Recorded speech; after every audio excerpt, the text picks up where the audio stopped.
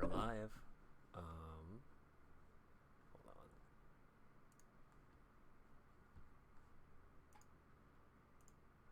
on.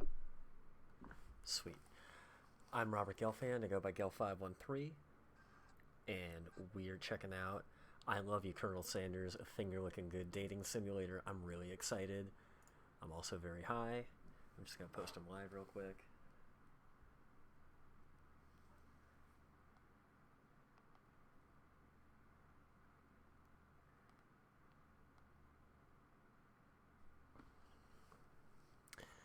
Sweet. New game.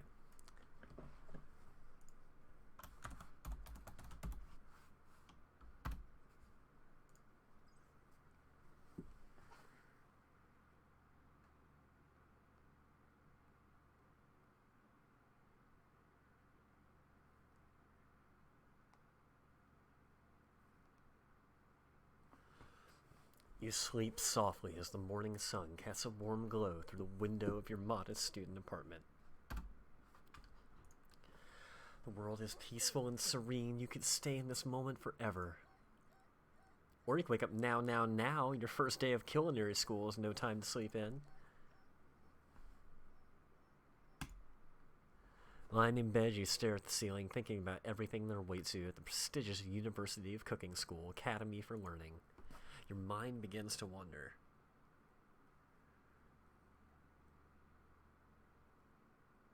One sec, sorry.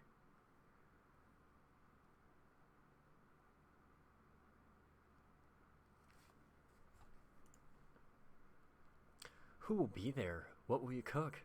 What should you wear? Time begins to fly by, and you find your imagination getting away from you. Wow. You'll need to take this seriously. You allow yourself to daydream a bit, thinking about the future. It's here, finally, your first day of culinary school. So many dishes to prepare. So many students to meet. Your mind is swimming with the possibilities. When you realize you're running late, you grab a biscuit and bust out the door in a hurry. Delicious, just what you needed to wake up those taste buds. Yikes, you're in such a hurry, in fact, that you forgot to put on any deodorant before running out the door. You're sweating buckets as you rush to arrive on time. Uh-oh. Standing in the quad, you gaze upon the magnificent University of Cooking School, Academy for Learning. Here comes your lifelong best friend forever, Miriam. She's the most adorably awkward person you've ever met. And you absolutely love her for it. Alright. Good. Wow. Just readjust my mic here. Good morning, Robert. Are you excited for the first day of the rest of our lives? Actually, because I sure am excited, a little nervous. Okay, a lot nervous. What's the... it's just that this morning I made breakfast for myself, but, well, when I ate it, I couldn't taste any love in the food. What if I'm no good? What if I fail? Classic Miriam, raised by MasterChef parents, she's always held herself to a very high standard. Ever since we were little babies playing together and you rescued me from that quicksand box, it's been clear to me that you're the most loving, caring person I know. You're going to do great.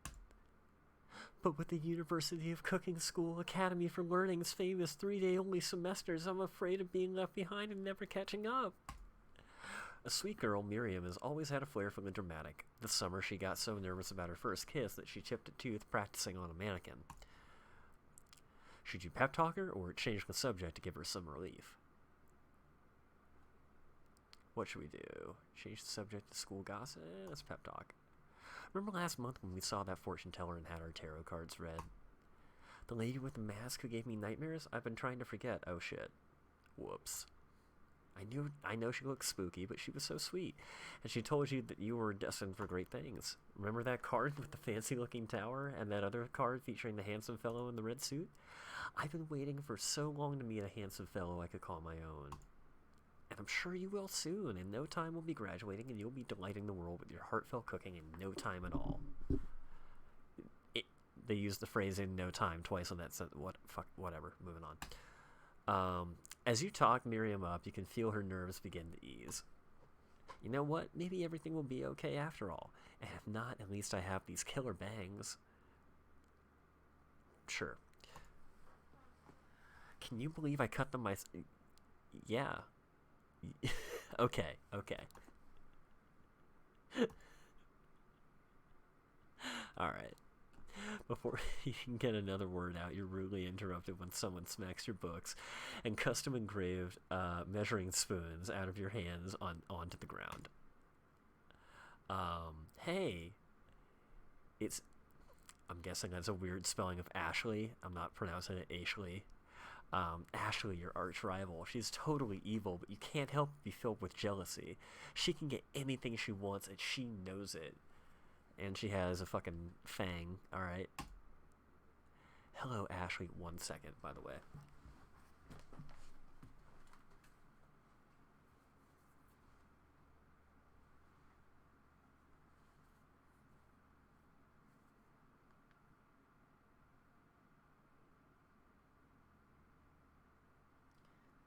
Nice little accordion kind of sound.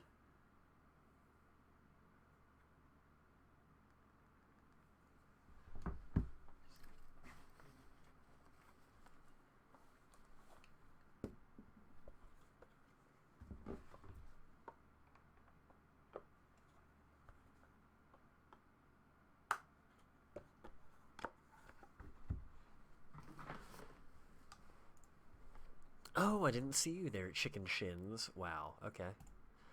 You leave Robert Shins alone. They are perfectly normal shins.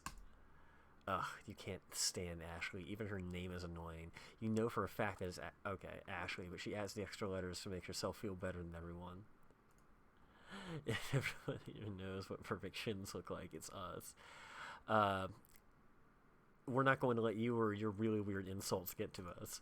Across the quad, you see Ashley's best friend, the man. God damn it.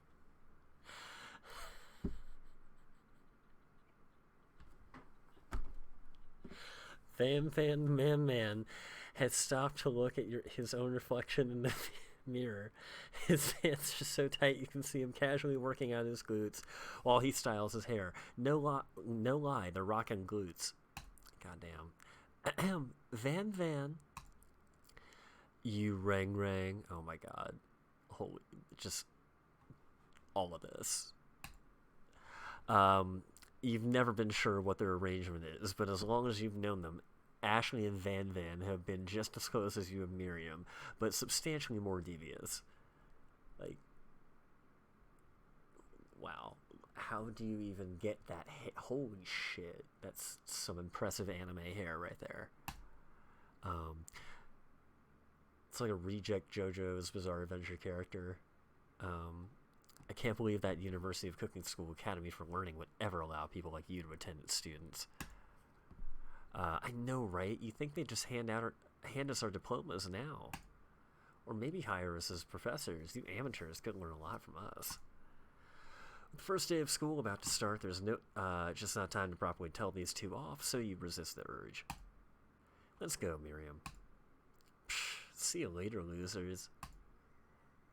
As you approach the door, you see a goofy-looking kid pushing hard against the window directly next to it. Oopsie. I think it's broken. You reach forward and easily pull the door open. That should do the trick. I love you. I think you mean thank you? My name is Pop.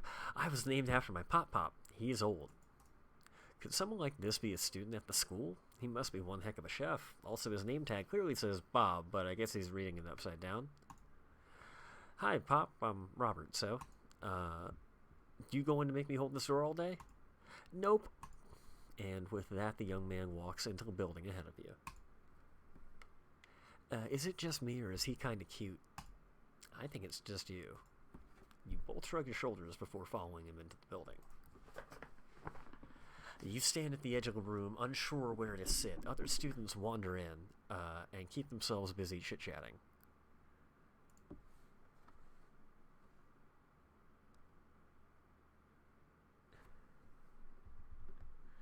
Yeah, just a bit. Just a slight change in the game genre. How's it going, dude? Welcome to the game. Sorry, 1 sec here. How's my volume, by the way? Can you hear me alright? I know there's so many noises going on in the game. Also, I need to grab a drink. I'll be right back.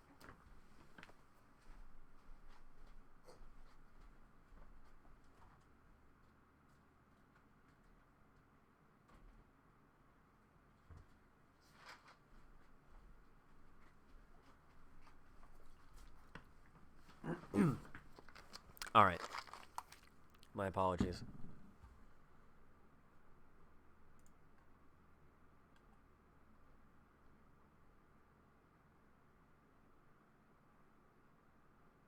Oh, wow. God damn it. Hold on.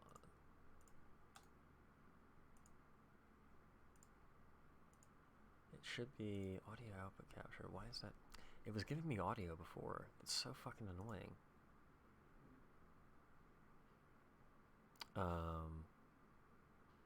Are you hearing any music in the background at all for the game? Oh, the wedding is good. Sorry, I didn't see your question there for a second. This is so fucking weird. Yeah, okay, so not getting any game audio then. Thank you for tuning in to let me know. It's weird, we were getting output. Yeah, weird, I was having game audio before we started. Let me see what I can do to fix that. Sorry about that. We're not gonna continue until we get that fixed.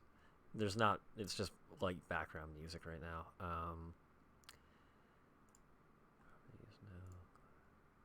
True. No, that didn't change it. Oh, that's cute. No, that's okay. No, why is this? Properties, default. Oh. Sorry. There we go, guys. How about now?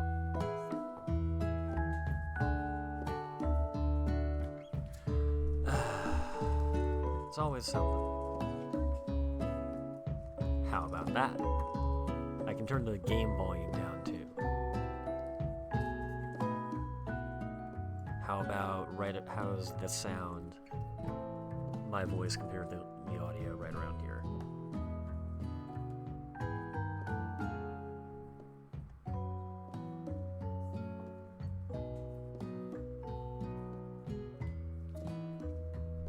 Huh.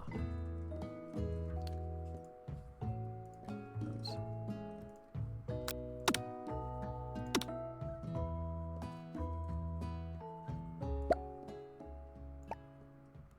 How about now?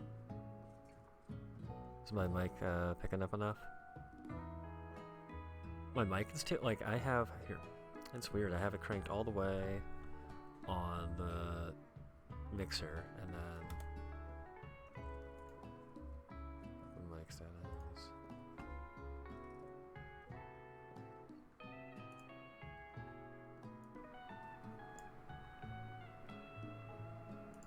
Now?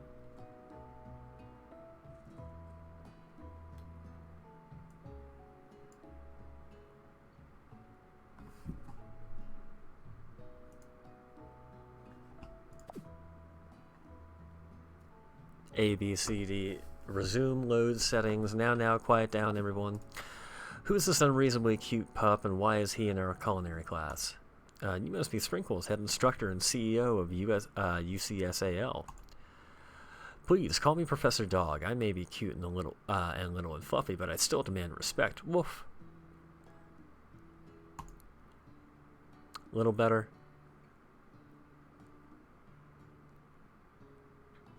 Okay.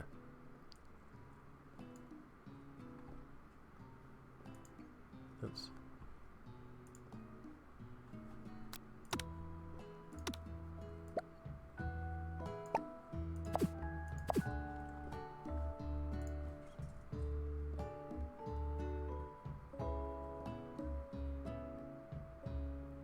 I'm pretty close to the mic. My face is about, like, less than this distance from the mic.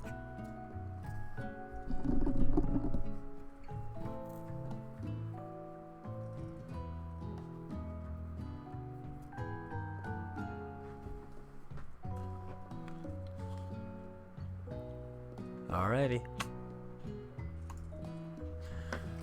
What? A cute dog is our professor. This is the best school ever. I guess only a dog's nose is capable of picking up all the nuances of fine dining.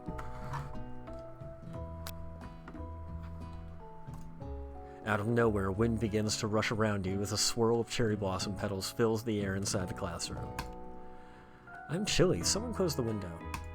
And then, he walks in. Oh my god, you guys. Holy fucking shit. It's the Colonel. You're immediately swept up in the aura of this new student and his remarkable goatee. Who knew anyone could be so handsome? Time stands still.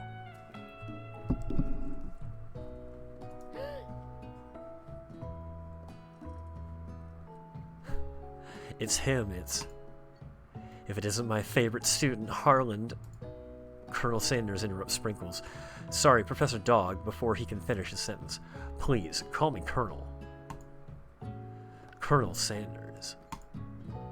A hushed murmur rolls through the classroom as Colonel Sanders walks down the aisle of desks. Suddenly, the room is sweltering. Sweat begins to bead across your brow. You feel everyone is looking at you, and you're not entirely wrong. And this over here must be Sweaty Sweats a lot. Maybe we should open the window back up before Faucet Pits melts into a puddle and evaporates entirely? Hold on just a second. Nobody talks to my friend like that.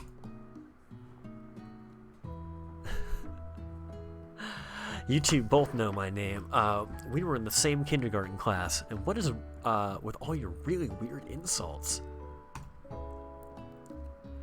Besides, when Robert sweats, it's not gross, it's beautiful. Look at that shimmer. Oh my god. You turn to find Colonel Sanders standing right in front of you. Holy shit. Alright.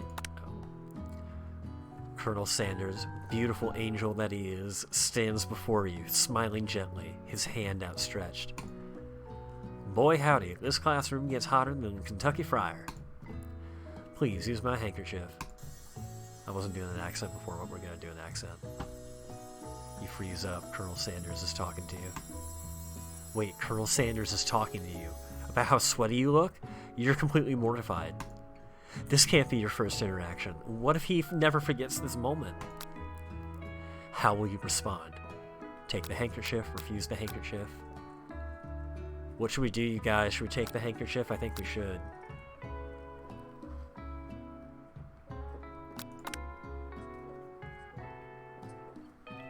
He gave us our handkerchief. What a fine fucking gentleman.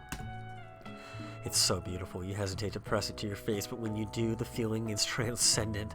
It has his natural scent on it. It smells of the most delicious chicken you've ever smelled. Professor Dog steps in to settle the class down and set some ground rules. Dude, KFC has done some actually awesome... Dude, they've done like multiple one-shot comics with DC before. Sorry, being too loud. Sweet. Thanks. Alright. Professor Dog... They've done some DC comics before.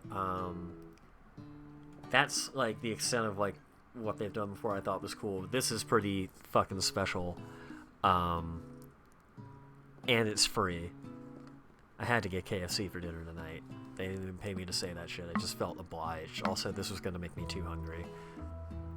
The person who told me that was right. I'm glad I ate beforehand.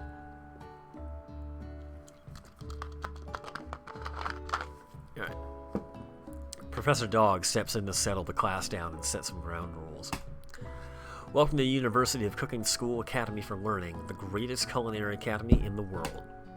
The birthplace of culinary legends past, present, and future. Many challenges await you. There will be tears, there will be blood, there might even be adorable tiny food. And when all is said and done, there will be a battle. You will lift your sporks and compete in the broom cooking arena. Just then, another student enters the classroom and interrupts the professor's rousing speech. Also, who the fuck is this in the background? Student. Hi guys, sorry I'm late. I hope everyone had a good summer. I really miss... Quiet! Late to class is bad enough, but interrupting my monologue? You're on the fast track out of here, young man. Are you sure you're even in the right place? Don't you recognize me? This is my third year in the school with you as my teacher. Everyone stares at him blankly. Does no one remember me? You're expelled if you utter one more word before I finish. Let that be a lesson to you students that tardiness is unacceptable. Even Clank made it here on time, rolling halfway across town on his tiny wheels. Mystery is fucking abound in this series, dude. Holy shit. Also, one sec.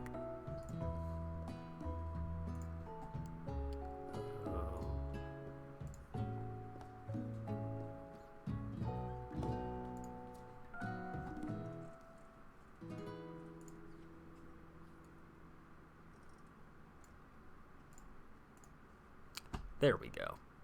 That way I don't have to keep leaning.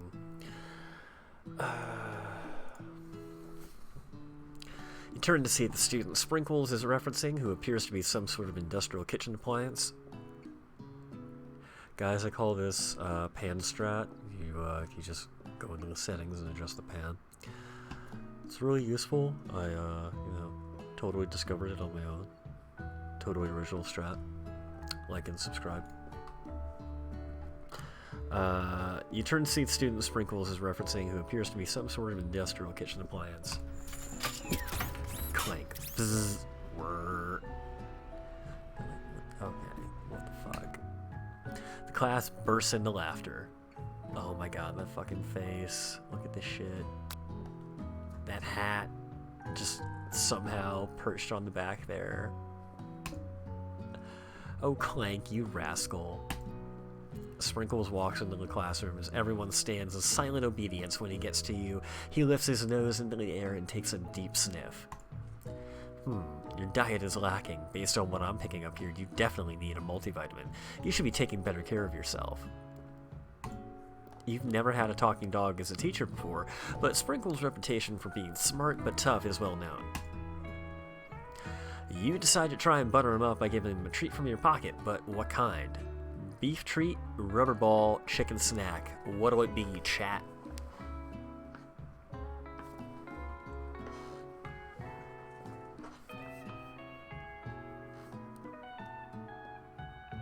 Yeah, I agree. But maybe he really likes a rubber ball. Maybe he isn't into beef. But this is a game about chicken. You don't think we should give him some chicken? Gotta vote for beef treat. Unless you're Hindu, but alright. Yeah.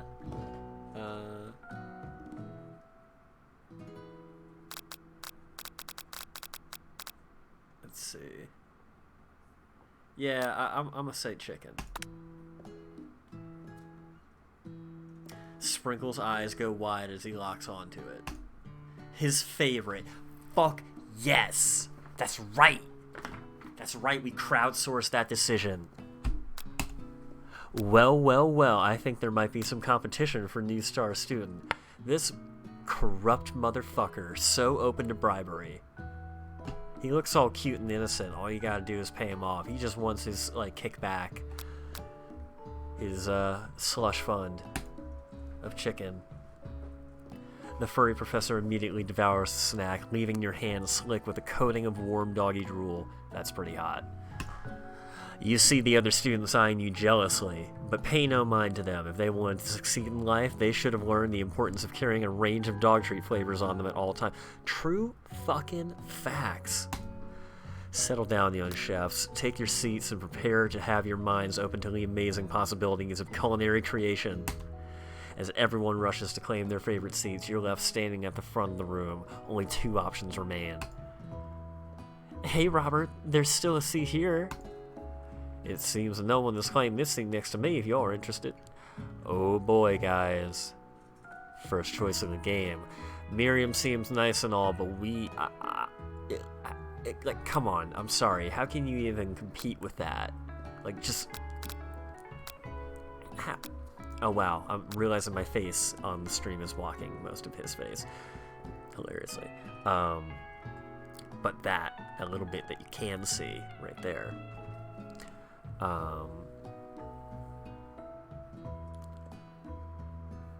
Let's see, should I... Hold on. What's the best way? Maybe here?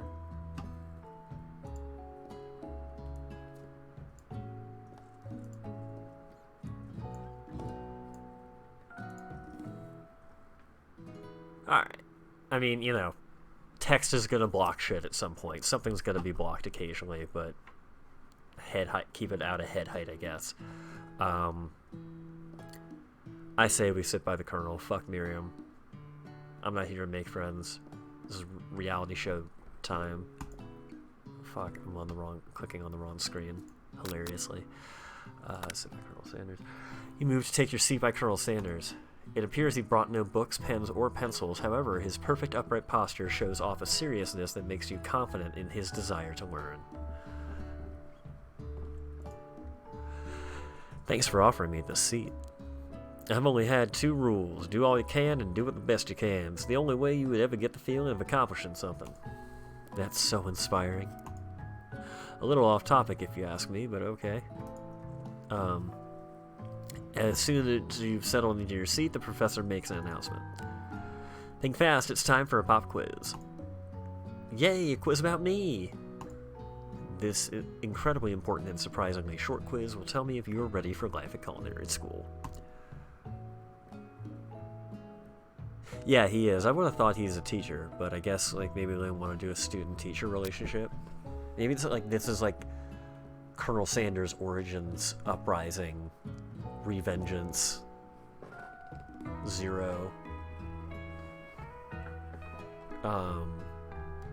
This is where it all begins. Like this is like the start of a whole saga. We'll follow Colonel Sanders through like all the chapters of his life. I mean, I hope. Turns out the dog is the secret recipe.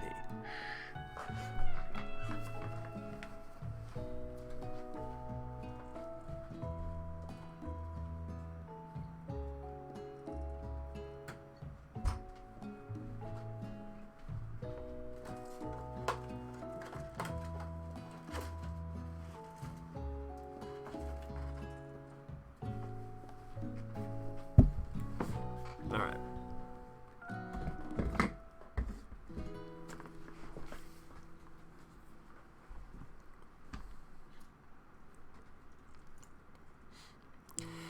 If train A is traveling to point B and train B is traveling to point A, how important is it for you to wash your hands before cooking? Extremely, looking at you, Pop. Forest is to tree is chicken is to feather night vision goggles, slam dunk.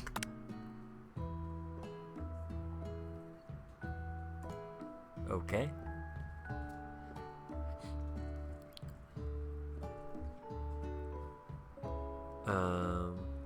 What is the most efficient eating utensil ever created?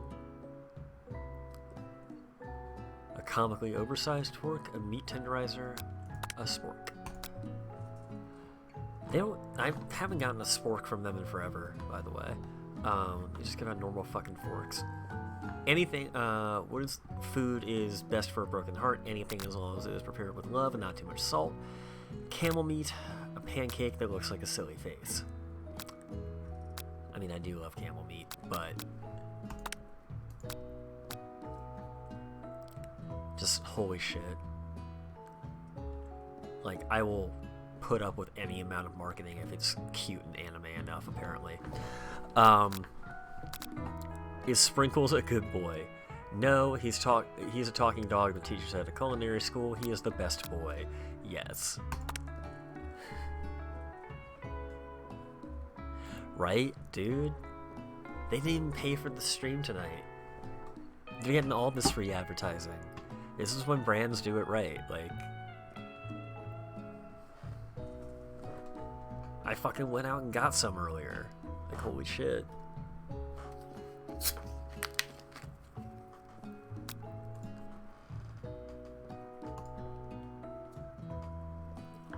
I mean, you don't want to look like a perfectionist.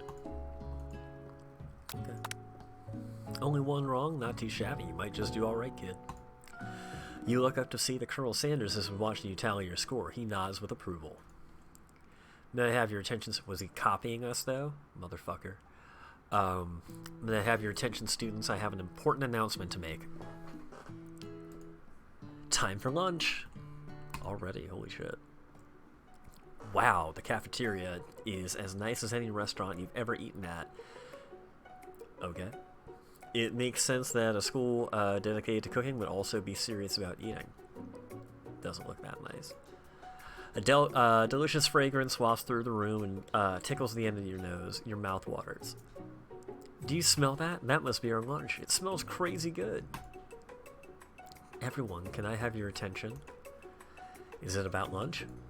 No, I just wanted to apologize for my tardiness. You see, I was... Howdy, folks. I'd like to make an announcement.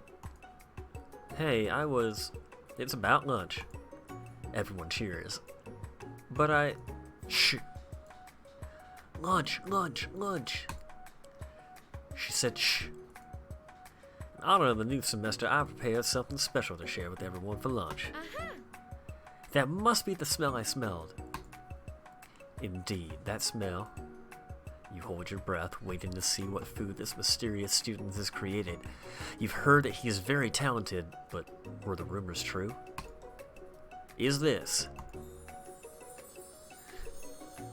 Colonel Sanders lifts a large bucket above his head. Its contents glimmer in the light. Oh my god, look at the steam coming off the chicken, you guys. Bruh. Look at that steam. Bruh. Look at the steam. Sorry, I had to do it one time.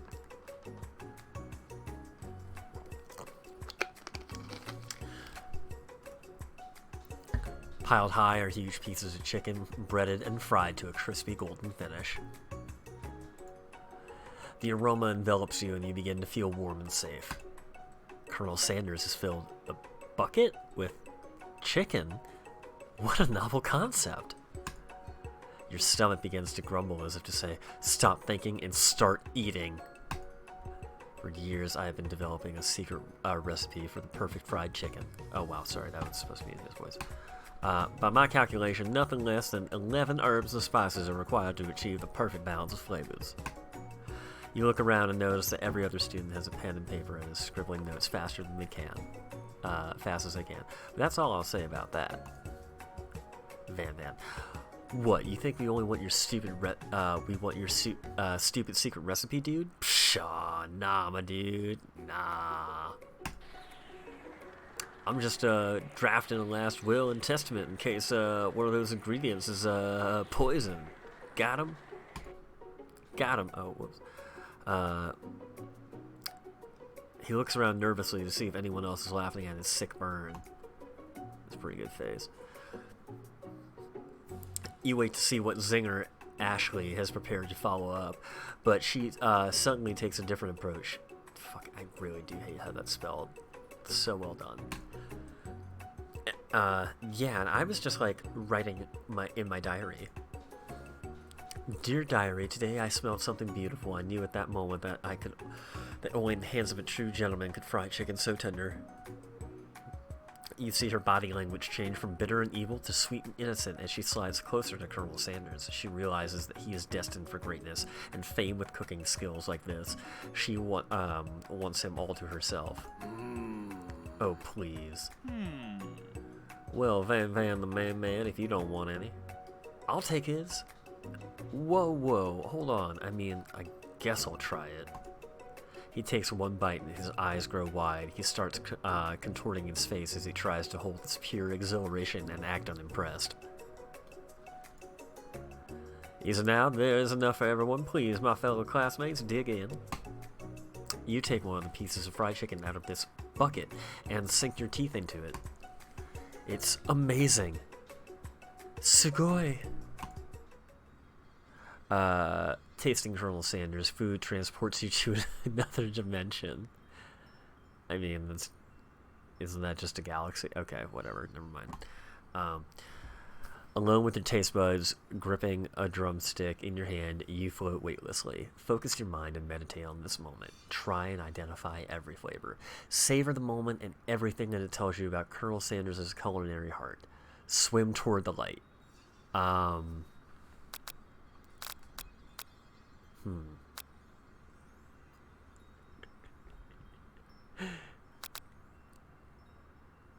I like that you put the copyright logo on there.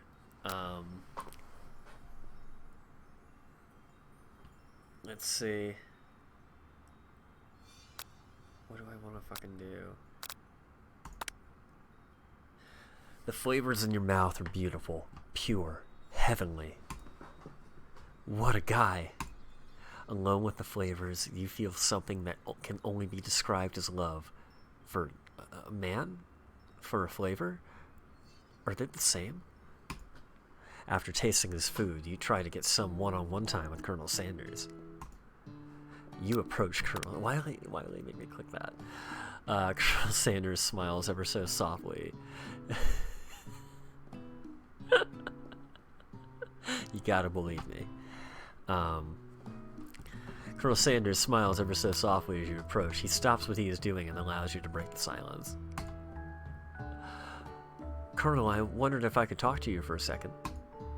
Anything for a fellow chef. What exactly was on that chicken? How bold to come out and ask. It's an idea I have for a new combination of flavors that will make me my fortune and establish my legacy for all time as I open a chain of highly successful fried chicken restaurants. No big deal. It's just you and me here talking. I can keep a secret. In fact, I've got some of my own that I'd be willing to trade. What's the rush? The semester's only getting started. We've got 2 more whole days to get to know each other. He's clearly not going to give it up easily, but it doesn't hurt to be persistent. In another context, that'd be a little creepy. You know what they say about secrets, Colonel? Shouldn't learning be fun? Aw, you got the moxie, I'll give you that. Colonel Sanders looks both ways to make sure you're truly alone, and then leans in. You can feel his warm breath as he whispers. Just one ingredient, but you can't tell. I use... Oh, fuck. Wow! I actually thought I could click over it, like, on a fucking thread. I'm so dumb. Wow, you'd never guess that. In fact, you were not even sure where you get some if you searched. While you're wrapped up in that huge revelation, you notice that Colonel Sanders has disappeared. While everyone is still in the cafeteria, you decide to look for him. You find Colonel Sanders outside, standing in the quad. Oh, it's you again. Howdy. Sometimes I like to come outside and look at the school buildings. I think about how my story will continue out after I've graduated. It sounds like you have big plans. I dare say the biggest. I will leave my mark on this world, you can bet on that. Alone together for the first time, you figure now is the perfect moment to show your personality to him. Neg him to show your own strength. Wow him with a big idea to add additional ingredient to really spice things up. Be modest but thoughtful. I think it's time for a little thoughtfulness.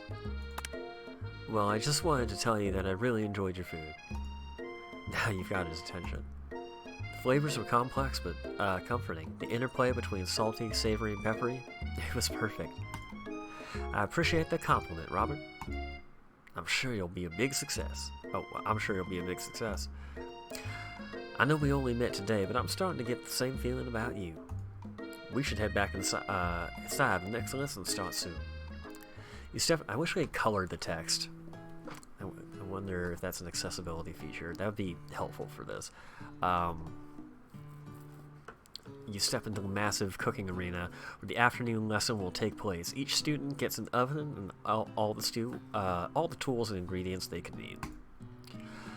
Look at this place. It's magnificent. Finally, we get to show our stuff. What do you... It's just like some lemons, some tomatoes, leek, potatoes, I don't even know, eggplant. Wait a second. Oh no, we have to show our stuff. What if I totally blow it? You're not going to blow anything, except maybe kisses to crowds of fans you're going to earn with your signature adorable tiny food creations. Welcome, students, to the cooking arena. For today's lesson, we'll be cooking with our partners. Hurry up and pair off. Oh, hell yeah, dude. I mean, that stuff does look like it's kind of 3D modeled, so I think some of this, like, I'm sure they can, like, very quickly copy and paste, and there's got to be, like, some middleware stuff they can quickly just fill that up real quick. That can't take too long, I'm sure. They're already recycling the character, like, draw specific models a lot. But yeah, still impressed so far. Naturally, for free advertising, it's pretty well done. Naturally, Miriam looks over at you, but unable to control yourself, you pounce on Colonel Sanders. Hey, Colonel, would you like to tackle this lesson as a team? A team of 2, that is. Me and you, if that wasn't clear. Want to be my partner? Holy shit, they're really having me be that thirsty. I mean, oh wow. Oh no. Oh, she's so sad. Oh. Sure, Robert, I'll prepare our station. Without you as a partner, Miriam is left standing all alone. 2 different students quickly take notice. Hello, new partner. Beep boop. Zzz. Oh my, 2 potential partners. I'm so sorry, gentlemen. I don't know who to choose. Miriam will remember that. She's gonna like betray us later. It looks like you have to pick for her. Friend duties can be a little awkward, but that's the price to pay for not being alone forever. Who do you want to ask to be Miriam's partner? I think Pop is like fucking useless, but maybe he's got that like idiot savant thing going on. I think we should go with Clank. Also hilarious how many robots can be named Clank in fiction. Wonder what Insomniac thinks about this. Sorry, Pop, but I think Miriam will be partnering with Clank today. Yeah, what happened to Student? And also, who the fuck is Student? Like, he never gets to talk. Is that just gonna be the running gag? It's okay, I already ate. It's not entirely clear if Pop has any idea what the point of school even is at this juncture. Clank is clearly excited to have some attention. He heats up and begins to roll back and forth. Warp, warp, warp. Hold on there, fella. We don't even know the assignment yet. Technically, Clank might not have a face, but there's something charming and earnest about him. Bzzz. Tissue, I hardly know you. Clank judders and a panel shakes loose. You get the impression that this is a sign of affection. Looks like you two will be fine. Now it's time to focus on your own cooking classwork. Alright, see? Look at that. Matchmaker. We're, you know, bringing people and cooking utensils to get appliances together. Beautiful, really. Alright, you two. For today's lesson, we're going to keep it simple. Pick a basic dish and divide up the steps.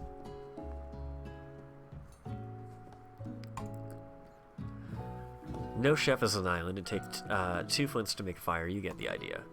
Which dish do you suggest to your partner, Colonel Sanders? Steak tartare seems easy enough. It's fancy and you won't even need to cook it. Using octopus will blow Sanders' mind. Your grandmother's mashed potatoes and gravy.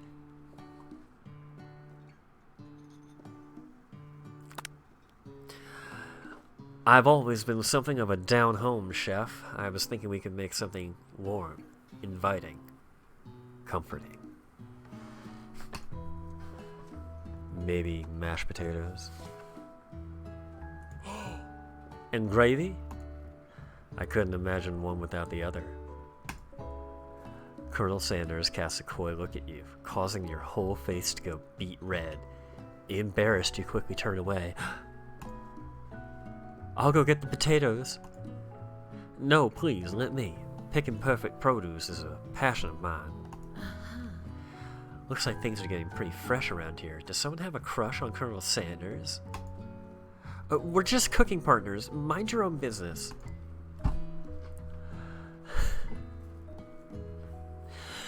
Sanders' heart is my business, and you better keep your fingers off my man. Did someone call for me? Ugh, no, geez, Van. While I'm over here crushing Robert's dreams, you're supposed to be taking care of our classwork. That was the deal, remember?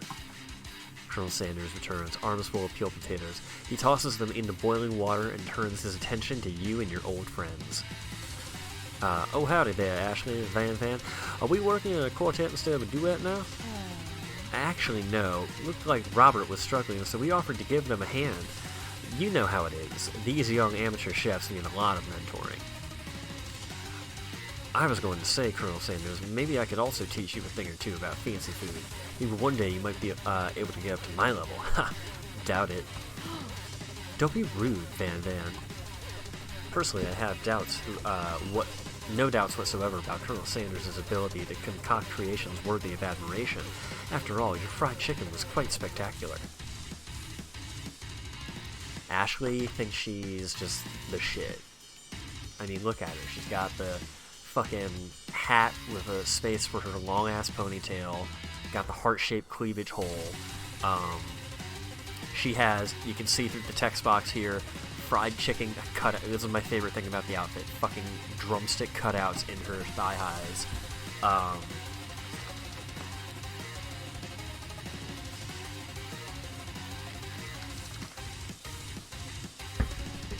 Fucking ridiculous. But Colonel, if you ask me, I might make a better partner for you than this thing that has positioned yourself at your station. Don't you feel deep down that we cast complementary shadows? We fit together like a thigh and a drumstick? It just makes sense. Nothing about this makes any sense, but one thing is clear. She's coming for Colonel if you don't watch out. Ashley is really going at you hard. You need to ask for some backup here before things get ugly. Turn to Colonel Sanders, hunk of hunks in your time of need. Turn to Miriam, your forever bestie who always has your back. I wonder if this is where we call in Miriam.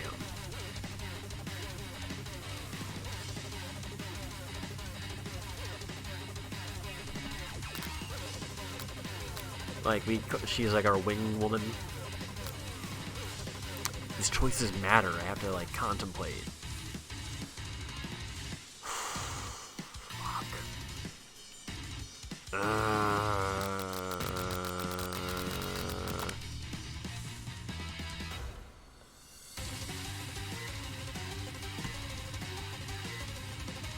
Yes, Miriam, is somebody threatening my friend? I will destroy them!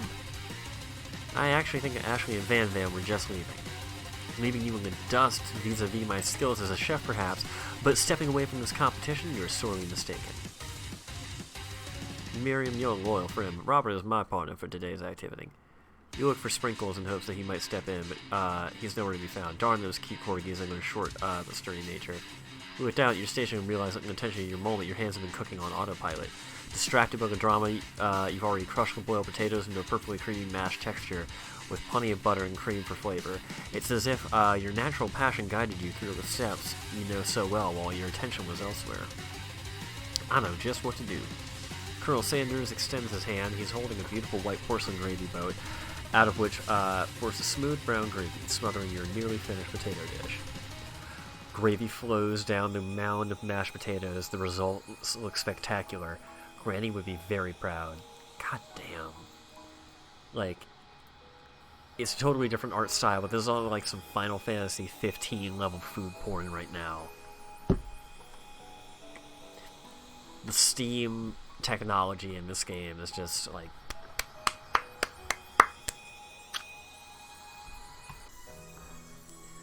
Colonel Sanders holds a spork out to you. You reach out and grab hold of it, but he doesn't immediately let go.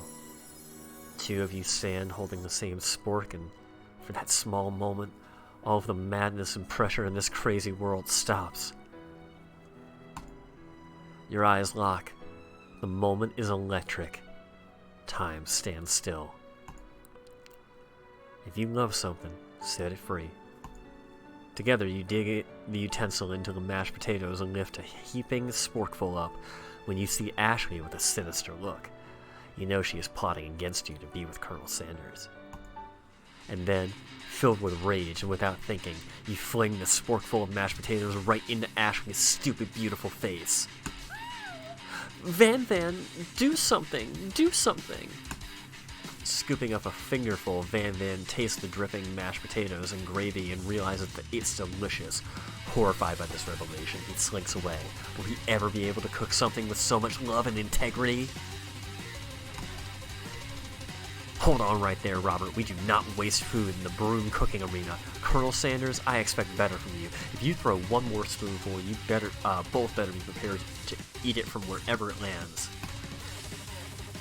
Can I have potatoes, face? Van Van rushes back over a covered dish in his hand. Mashed potatoes with gravy, pathetic. In just a few minutes, I prepared a full sauce, put it on a battle axe. I prepared a full meal, gazed upon my specialty, braised tentacle of octopus, in my silky saltwater sauce, plated it on a battle axe blade forged by my supreme chef ancestors.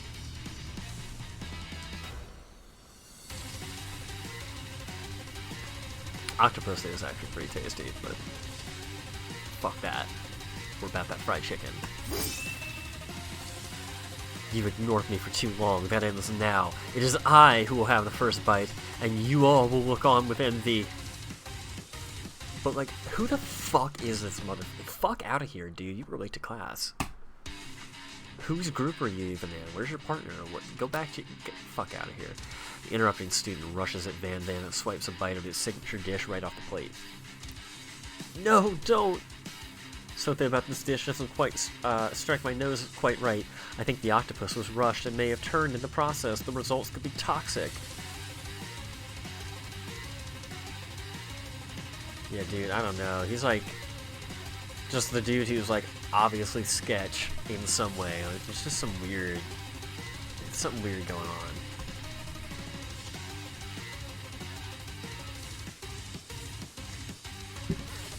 Too late, it has been eaten. Damn it. I think I left something in the oven. I don't feel so good. Yeah, get the fuck out of here. It killed him. Oh my god. Everyone step back. Don't take another bite. When you look back at the plate, the rest of it is gone. You notice the tip of the tentacle being slurped up in Pop's mouth. Holy shit, are people actually gonna... They mean like actually kill him, or is it just like figure of speech? Because he's still blinking. Pop winces in pain. R.I.P. student, we hardly knew you. Pop winces in pain for a moment, and then is almost immediately back to his oblivious self. Pop is a fucking mutant with a stomach of iron. Oopsie. Tastes like poison. The entire class is gathered to watch Pop's final moments. Shock is frozen on the whole crowd. They are motionless as statues. Class bell rings, disrupting the moment, snapping everyone back to reality. It would appear that Pop's enthusiasm for trying new things, despite obvious danger, has inoculated him against poisons of all kinds. Holy shit. I'm not sure the professors here make enough money. Hello? I just turned into a ghost over here. God damn it, we're not going to be ever rid of this guy. Seeing that you're shaken up by that really annoying student... all his nonsense, Colonel Sanders approaches you. I'm sorry you had to go through that, please. Let me walk you home. What? Like, for real? Oh, come on! You follow Colonel Sanders out of the room. At night, the school building has taken on another vibe entirely. It's dark and more than a little spooky.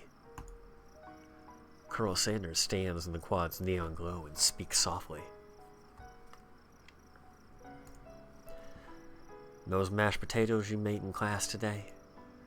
Before you go on, I want you to know, they're not a great representation of my skills. I didn't even realize I was making them. They were amazing. Tasting them, it reminded me why I became so passionate about food to begin with. Colonel Sanders is getting choked up. Cooking is obviously important to him in a way that you find inspiring. Now might be the perfect time to tell him you're developing feelings for him. Colonel Sanders? Yes, Robert. There's something I need to tell you. Hold it right there. There's something I need to tell you first. This is a way better fucking love story than Twilight. Like, I'm way more caught. Like, I'm curious about the rich fiction in this world. Like, how are there talking dogs in this world? How is there a school where they're teaching people how to cook food? Like, are there other sentient animals? Like, are there sentient chickens in this world? How do they feel about, like, would a chicken let you cook chicken? Like, I'm so I want to know more. Who created Clank? Who is the student? Not, like, why is he such a douchebag? Ugh. There's something I need to tell you first. Oh, jeez. You see, when I was just a boy, I had a dream that one day I would be the greatest chef the world has ever seen. And every day since I've been working toward that dream, day and night, never stopping, never resting, also lifting a lot of weights, like so many weights. We should follow our dreams with all our hearts, that our souls may grant them like wishes floating on a shooting star. Oh my god. Some Persona level shit. Hey, no, you... Shut up. I'm the one here to say inspirational stuff and be the star of the story. Ooh, his hair is all fucked up. Are we forgetting that your cooking literally killed the guy? You can't prove that. I also saw you kill that guy. What was his name? Somewhere in the distance you hear a long, sad sigh. I wish we got an audible sigh. Forget him, we're talking about me. Me. I'm the hero. Just like Rudy Giuliani.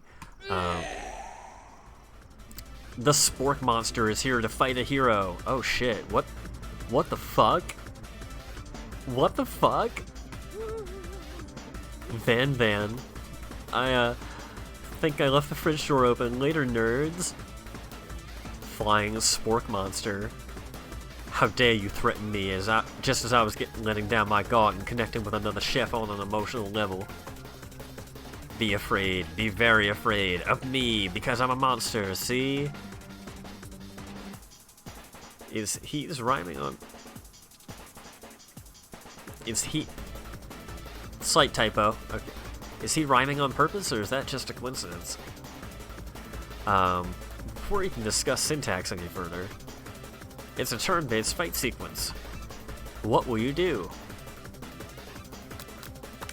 You decide to go on the attack. Which attack will you use? It's the only attack you fucking need. Cook with Love does 1 damage. It just got real. That attack really upset Spork Monster. Fuck Spork Monster.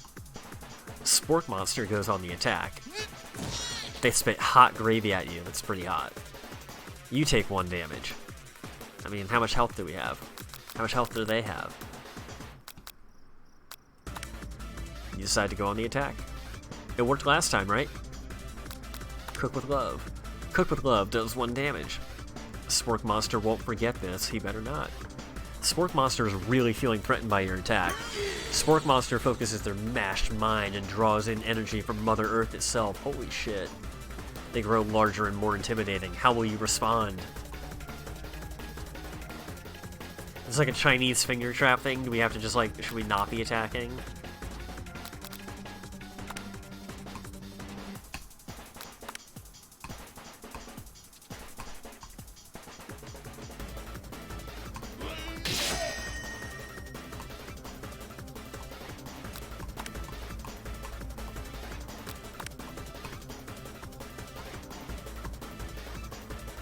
Alright, fine. Wow, villain, your reign of terror stops here. Colonel Sanders summons the energy of 1,000 chickens. Pot Pie Power Pinch. Holy shit. Pot Pie Power Pinch does 10 damage. Spork Monster is defeated. You saved me. An injured Spork Monster spews steam into the night. Once again, brilliant steam rendering technology. I think we should spare this wretched beast. You manage to tamp down your disgust at the sight of this gnarly beast long enough to realize that he is still a living creature with a pure soul who deserves your pity, not your wrath. Yeah, they've had pot pies for a while. I've never tried one myself, but yeah, you can. I think they're not. I don't know how big they are, but like I think they like $5 or something. Price and participation may vary, as the saying goes.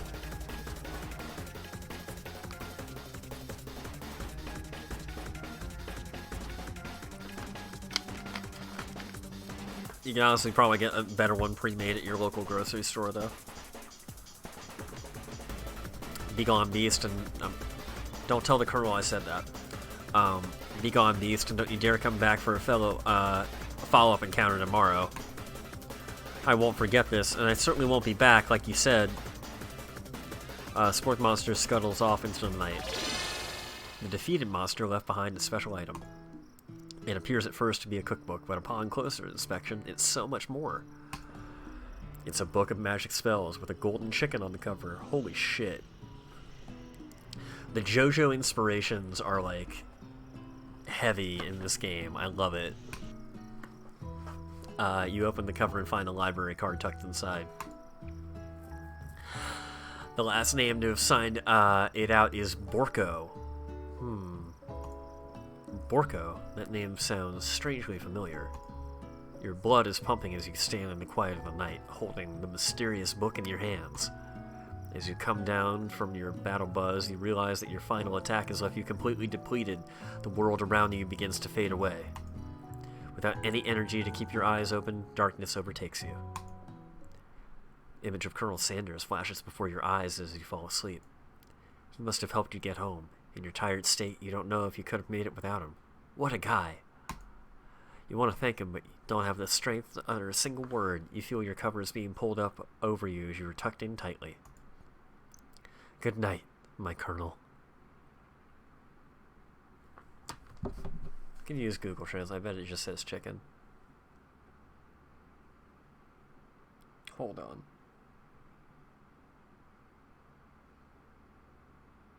Google Translate, where you at? I'm gonna look it up later. I bet it just says chicken.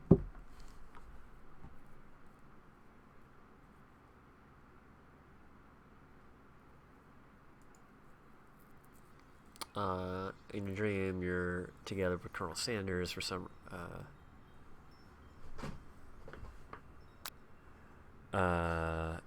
reason. Sprinkles is also there, instructing your love. Dreams are weird. Okay, it definitely does officially. Cool. Yay, I guessed right. In your dream, you're together with Colonel Sanders. For some reason, Sprinkles is there, also instructing your love. Dreams are weird. Oh my god, what a dream. Oh, the fucking ghost kid. You wake on day 2 and attempt to process the wild visions you had. Were they memories or premonitions? I wish that was a little bit slower. That was pretty funny. What is this? Colonel Sanders gave us a pearl necklace? Oh, fuck. You can't see.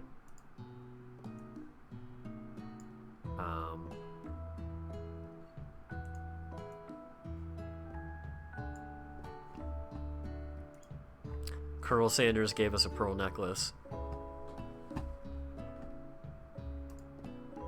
And then there was that secret ingredient that Colonel Sanders went ahead and told you outright. Not so much of a secret, huh? It's probably just because he already trusts you so much. Like... Sure, that makes sense. We'll go with that. That wasn't in there the first day, was it? That I don't... Because it's got, like, the Colonel's, like... Was that in the... Was it... I don't remember if that was the room. In the room the first day. I feel like that was, like... I feel like I don't remember that being there. You meet up with your bestie in front of school. If that was there and I didn't notice it before, then I'm jumping to conclusions. Before you can tell her about the encounter with the spork monster, she launches into a story of her own. Okay, I know this might sound a little strange, but I think I might be, I think I might like Clank. Like him? Like? I know, it sounds like it's moving too fast, but there's something about him. I like him. Like him. We got to talking after class, and he's actually a totally sweet guy. Not only that, but he's really smart. He told me all kinds of stories about Colonel Sanders. Did you know that Colonel Sanders was the most popular kid in his high school? No, but that does make complete sense. Yeah, but he was so popular that he was voted prom king at a school he didn't even go to. It was also the convertible that he himself rode in at the front of the homecoming parade. I'm thinking maybe something got lost in pressure cooker language translation there. Either way, maybe it'd be best if you took it slow with this new boy, like I am with Colonel Sanders. You and Colonel Sanders, the coolest guy in school, the most famous student to ever attend University of Cooking School Academy for Learning, you're a thing now? We definitely connected yesterday. Sure you did. You're great.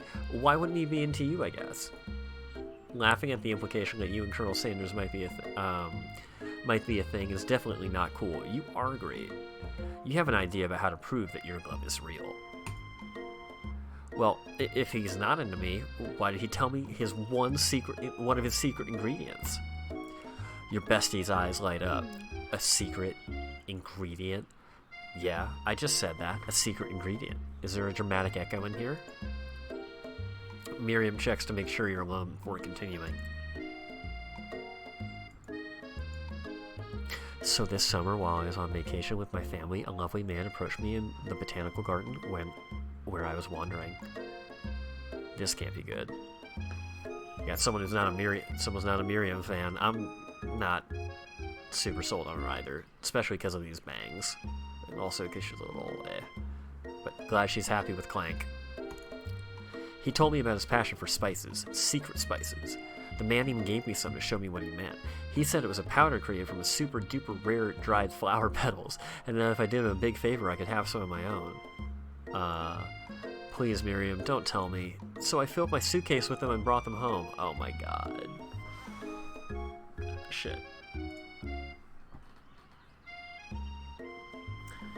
Just bags of flour. He was so nice, he even met me at the gate when I arrived. Later, when I cooked with him, a very strange feeling came over me, and the flavor was like anything I ever tasted. I think you're being very liberal with the meaning of spices here. Cooking with cocaine, starring Miriam.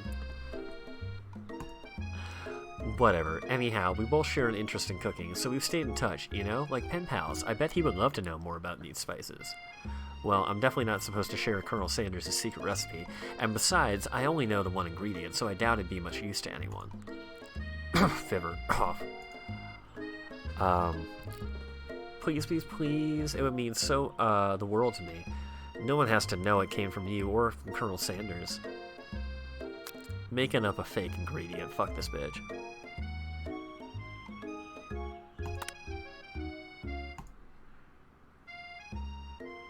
It was, I have Newt. I know it sounds like some kind of witch's potion, but what can you do? I have Newt. Wow. Her eyes light up imagining such a thing, and you figure that you've satisfied your curiosity and she'll move on. She's probably gonna cook with it later, and it's gonna be like, oh, it's a disaster. But Colonel trusted me with that recipe ingredient. I'm not telling anybody shit. I'm not like Tekashi 6ix9ine. I'm no fucking snitch. However, she immediately turns around and does some thumb typing on her phone that you can't quite see. That's probably not good. Before you can ask her to confirm what she was definitely not texting secrets to other people, you're interrupted. A wind rushes in, cherry blossom petals fill the air. It's Colonel Sanders, he's arriving in school. Stand back and admire his majestic glory. Run to him. I don't want to get trampled by the horse. Colonel Sanders' horse is truly a thing of beauty. Without ever acknowledging that he's being watched, he does a short horse dance before dismounting with a flourish. He then slaps the beautiful creature gently on its rear, sending it running free into the countryside. You are so struck by the sight of him that you lose the ability to speak coherently.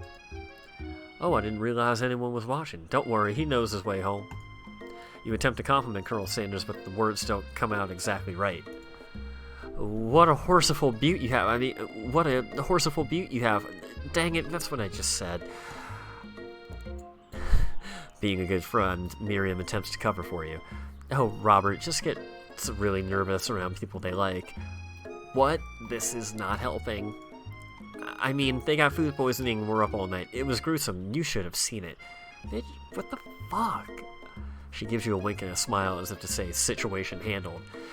Can't blame a girl for trying. I mean, we could.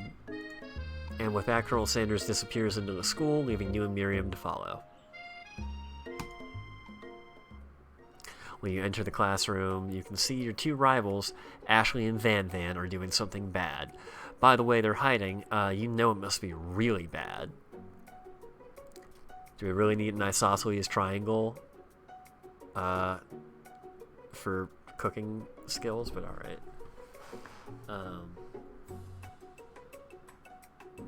Also, I think that's the out-of-date... That is absolutely like the out-of-date, shitty, not scaled map that makes North America look way bigger than it is.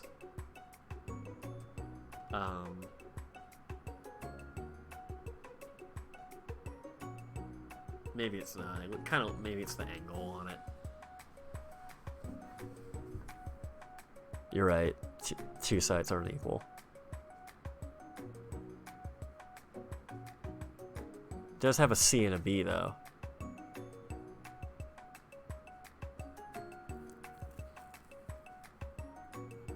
Got all excited there. This is why I'm not a math major.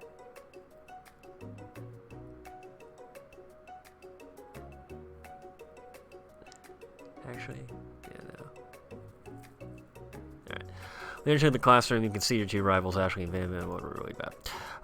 Like counterfeiting recipes bad, experimenting with restricted ingredients bad, summoning a demon bad. You try and get a peek over Van Van's hulking... Why does she even bother wearing a skirt? You try and get a peek over Van Van's hulking shoulder. But he sees you coming. Whoa there, little one. I'm not sure you're ready to handle this. Tell them to stop acting. Why don't you make like a bee and mind your own wax, honey? Tell them to stop acting immature, act like you're not interested in them, but really trying to get a closer look.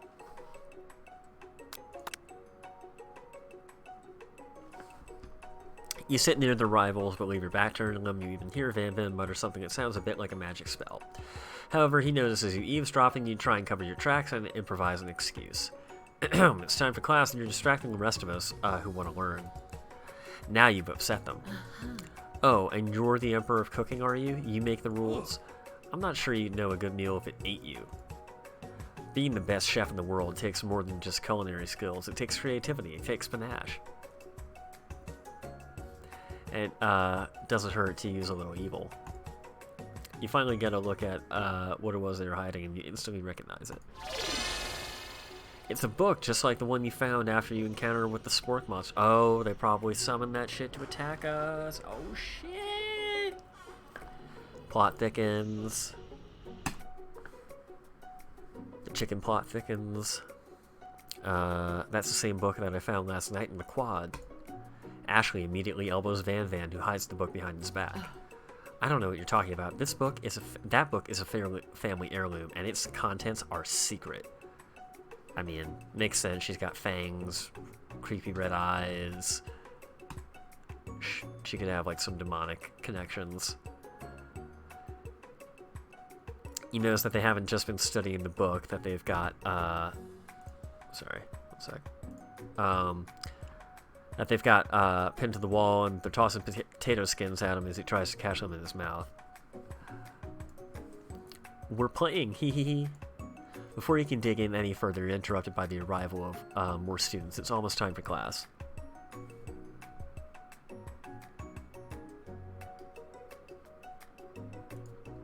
Beep beep.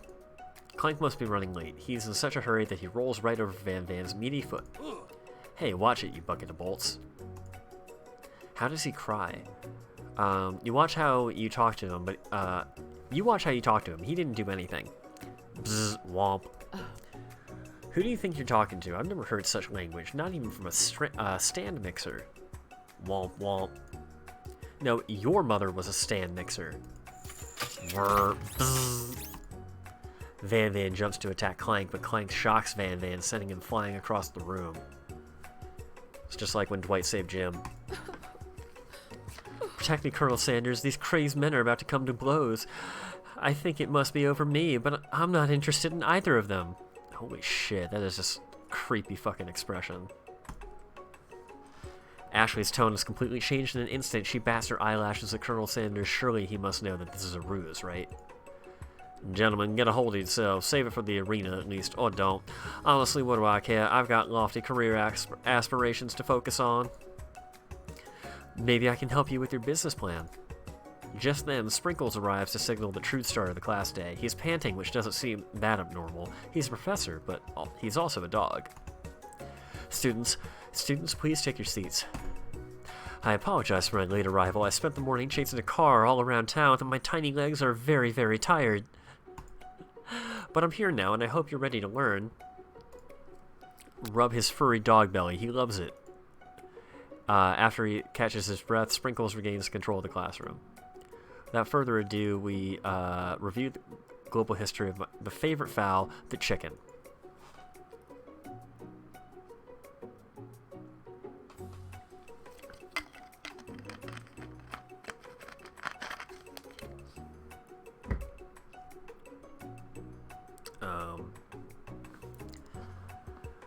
Why in 17... Oh, sorry, I skipped a line. Why in 1776, signed the Declaration of Independence, it was a chicken who first signed their name.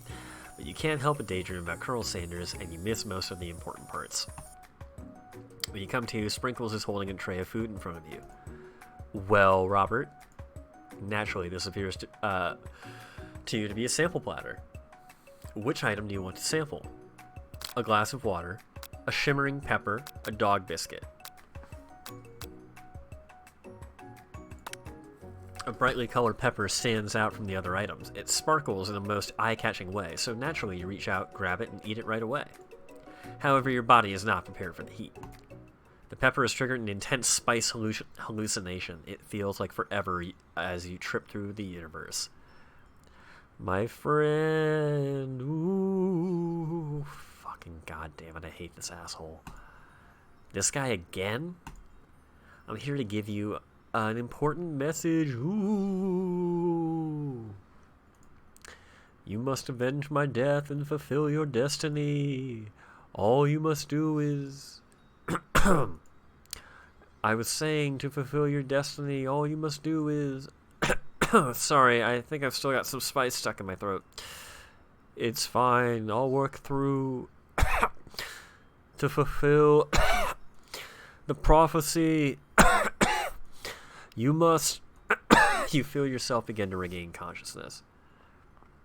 Yes, we are still doing a way out tomorrow. Let me know what time works for you. You're, what, an hour behind me? I should be free probably around 2, 3 o'clock. I'll let you know. But yes, I'll be... Also, to other viewers, I will be streaming a way out tomorrow with my friend. And that's obviously a co-op game, so watch us work our way through that together. I guess we should also add each other on Discord so we can do that for the chat. Or whatever, but we'll figure all that out before we get going. Sounds good. Peace, dude. Thanks for tuning in, by the way.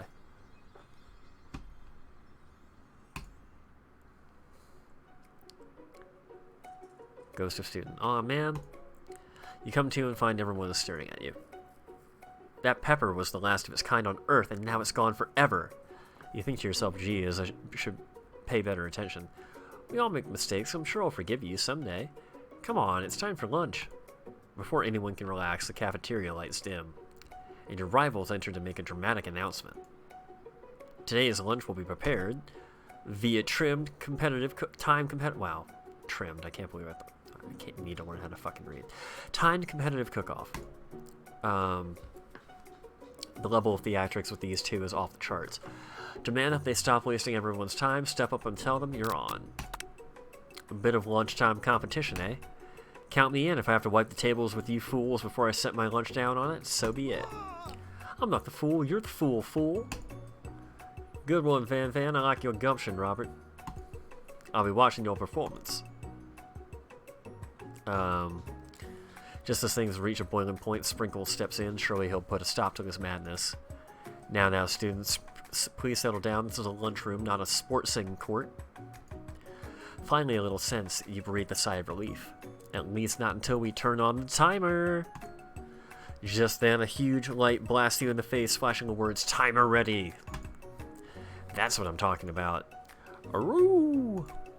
I stand corrected. The hard way builds solidly a foundation of confidence that cannot be swept away. And that's an original quote by me, in case anyone was wondering. I hope it's a message that lifts you to victory. Like a diamond, I was formed under pressure, and now is my chance to shine. I will defeat you myself. You had his chicken, and you made mashed potatoes and gravy on day one, and you're feeling like you can really impress him again here. It's time to boil some water for the potatoes. Think fast. If the timer runs down, you'll be forced to pick randomly. What temperature does water boil at? That's right, but how would you have even gotten into this school without knowing that? Winner gets to rub my furry belly. Let that enticing offer motivate you. You're going to need to season this chicken before you cook it. You don't know Colonel Sanders' recipe exactly, but you have an idea. How many herbs and spices did he say you used? That's right. You might not know all of the ingredients yet, but at least you're headed in the right direction. Tail wagging intensifies. Now that you've got some basic steps going, it's time to elevate your craft. Oh.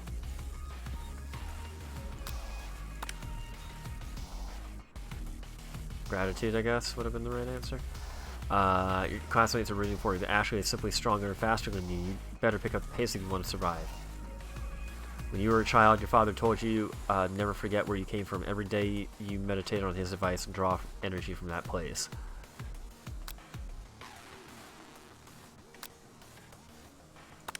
That's right. This is your shot and you're not going to miss it.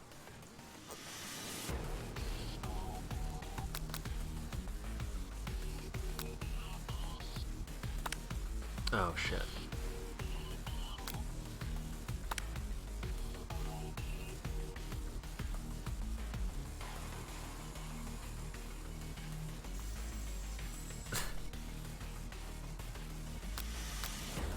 Shit.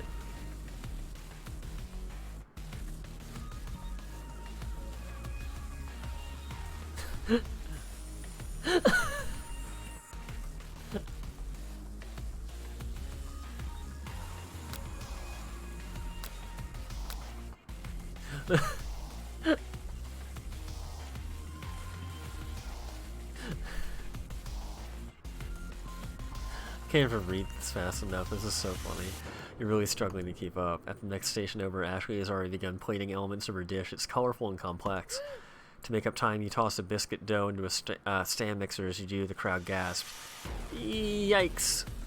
Zips. I know you love nothing more than seeing fellow appliances utilized in a kitchen battle, but sometimes it means sacrificing the personal touch. You might not have any hands, but Robert does, and a good chef needs to be touching the dough to know when it's properly mixed. There's an easy way and a hard way. You don't get far by going the easy way. When you hear everyone talking, you realize how serious your error was. You immediately shove your hands in the mixer to rescue your dough before it's over-mixed. Robert, no! But you're not fast enough and your hand gets stuck. It's immediately crushed by the quick spinning beaters. There's no way you'll be able to use your hand for the What the fuck? Colonel Sanders shakes his head in shame. What you often find is that the easy way can turn out much, much more difficult. Holy shit, was there a way to not do this? Everyone stop what you're doing now, the battle is over. Was there a way to avoid my hand getting crushed there? It can't be, I was so close to finishing my dish. Sweetheart, look at your hand, you simply can't go on. Aw, that's too bad. Here I am with a completed dish ready to serve. Surely that makes me the winner by default. No, it wouldn't be fair to compare the two on account of Robert's injury. You see, Sprinkles begins to lick his doggy chops as he locks onto the dish. But I suppose you should at least tell us what you prepared. Well, because I'm the sweetest, I skip straight to dessert. Under this white chocolate dome, you'll find a wide array of delights, taking you on a journey of flavor that tastes good and tells a story of excellence. I was going to ask Robert to do the honor, but since you're injured, I'm afraid that pouring this creamer of delicate hot chocolate sauce might be too difficult. Colonel Sanders, if you wouldn't mind lending me your strong, steady hand? Colonel Sanders pours the hot chocolate sauce on top of the dome, causing it to melt away, revealing the ingredients hidden within. Inside, you'll find a delicate fried cheese croquet atop a slice of honeycomb, ice cream 2 ways, tender nougat, and pearls of blueberry gelée. Holy fucking shit. Colonel Sanders seems intrigued, but perhaps not impressed, as he dips his finger into the chocolate sauce. Simplicity isn't your strong suit, is it, Ashley? Oh, you. As he places a sauce-covered finger into his lips, Ashley leans over and whispers something into his ear. A dab of sauce sticks to his mustache. Internalize the rage you feel. Put yourself between Colonel Sanders and Ashley. Your rage burns so intensely within your eyes they burst into flames.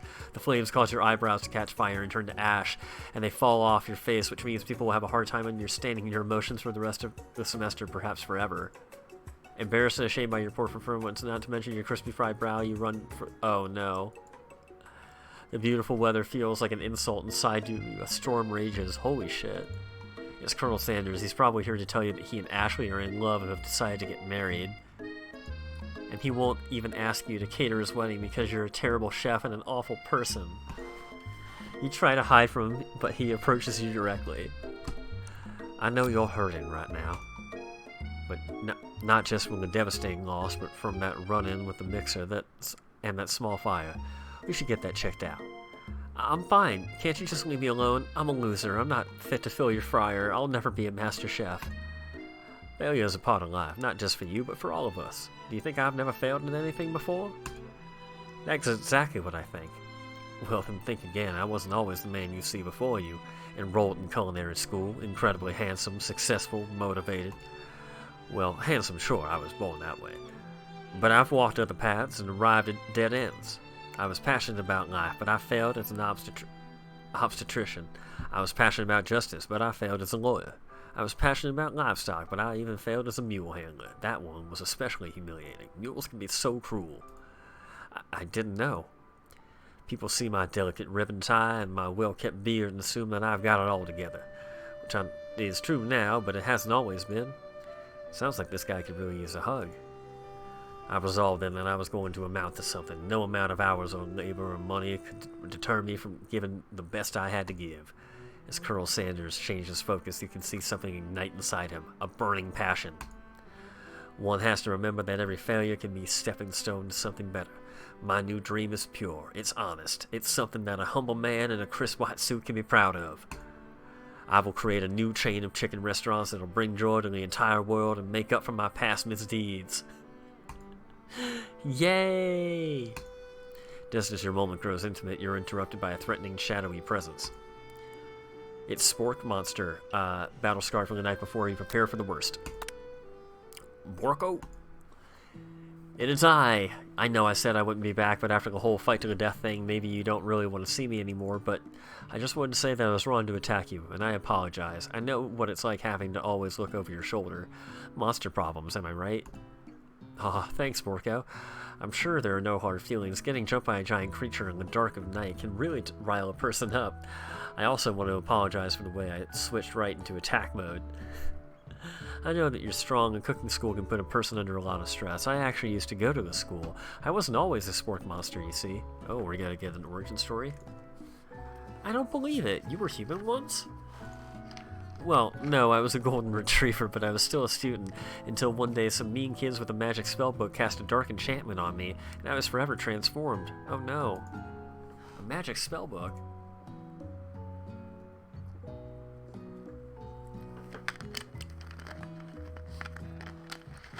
Precisely, I have procured a copy for myself, but somewhere along the way, I've lost it. If you find such a book, I beg of you, respect it. You're a powerful chef and shouldn't rely on such dark and evil magic. No, you should be protecting the innocent from those who would cheat them through sorcery and guile. This isn't Street Fighter. Sorry, just trying to... if you need me, don't fear, I will be there. Sounds like there are some bad cooks in the kitchen of life, Robert. Together, I am sure we can defeat them. Come back to my hideaway and we can discuss. A personal invite? You can't imagine what Colonel Sanders' home must be like, but it sounds like you're about to find out. Stepping inside Colonel Sanders' home, surrounded by his things, you start to feel a special bond with him. Okay, let's take a time to appreciate this. So... he did go to Egypt in real life. There's this Instagram account you can go to, History Cool Kids. It might be a few months back now, but they have a photo of it. You can see him in Egypt. I don't know what this is in reference to specifically. This is just fucking hysterical. But the Colonel was actually in Egypt at one point in his life. Which is just amazing. Scented candle. I'm guessing that's chicken scented candle. Love the stove fireplace, and then holy shit, that is like just some Monet quality like water lily scenario. Look at these mountains in the back, like holy shit. This is just, he has a comb for his mustache and goatee, I'm sure. What a place. Looks like you live such an exciting life, Colonel Sanders. Every day can be an adventure if you approach it with the right attitude. Long ago I made the decision to never stop searching, never stop working, never stop imagining. Have you been working on any new recipes of your own lately? I'm always excited to talk about food with another ambitious chef. Well, there is something. It's just a side dish that I've been tinkering with, trying to find the right balance of flavors and textures. I'm not sure I've nailed it yet, but I'm close. Colonel Sanders' eyes perk up as he starts to wonder what dish he might be describing. It's meant to pair with something spicy, or something crispy. Both, perhaps? Now you've got him right where you want him. Should you reveal your new creation to him, or keep it a secret, just for you? I think we should reveal it. You decide that you're as ready as you'll ever be to share your original cooking with Colonel Sanders. Before you can talk yourself out of it, you decide to dive in head first. You reach into your lunch bag for a special dish you've been keeping on ice all day. I present to you my original coleslaw.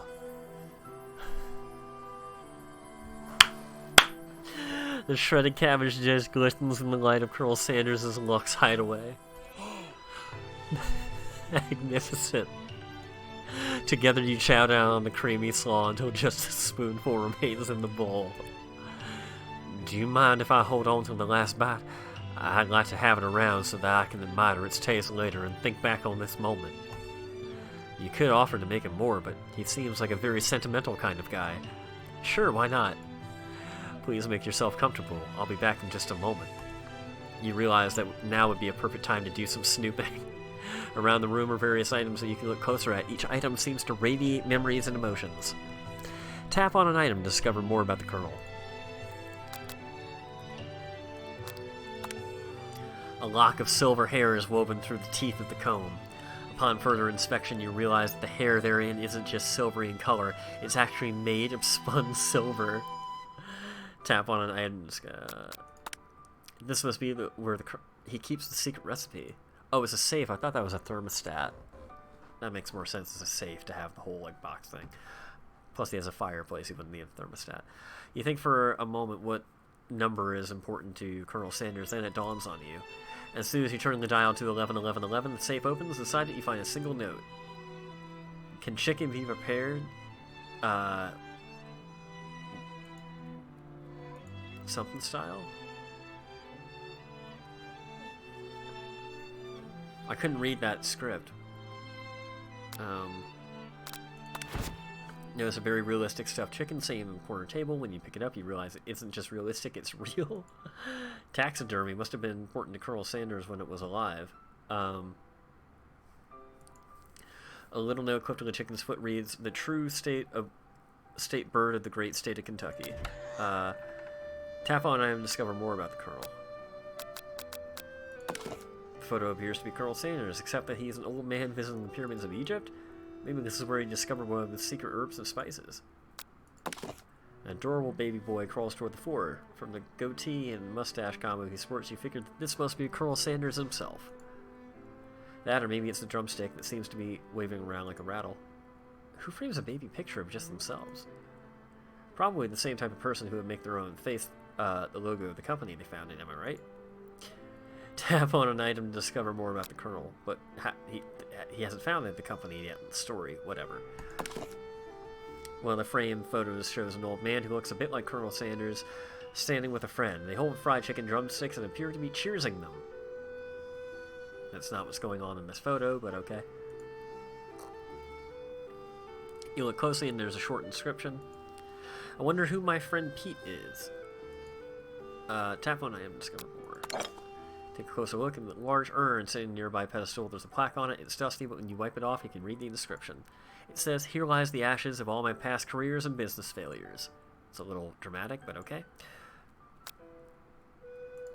You gaze out the window across the vast lake and mountain range beyond. Just then, oh god damn it, fuck you. Are you thinking about heading out into the world on a quest to avenge my death? Wait, what? No, I never learned your name. Why would I avenge you? I could just tell you my name right now. I can't see I'm in the middle of something. You open the window a crack and the ghost of students swept out with the breeze. Okay. Tap on an item to discover more about the Colonel. A scented candle. You pick it up and try to identify the smell. Power tool? Freshly starched collar? Piece of wood floating in the lake? Summer of '69? No, it's one of the secret recipe ingredients. It's... Tap on an item to discover more about the Colonel. Why do I keep reading that? You open the door to Colonel Sanders' closet and find a robe, his signature white suits hanging within. You take one off its hanger and try it on. The jacket is a bit big for you, but it's soft and comfortable. You give yourself a deep hug, breathing in his scent. They say that home is where the heart is. Is this what they meant?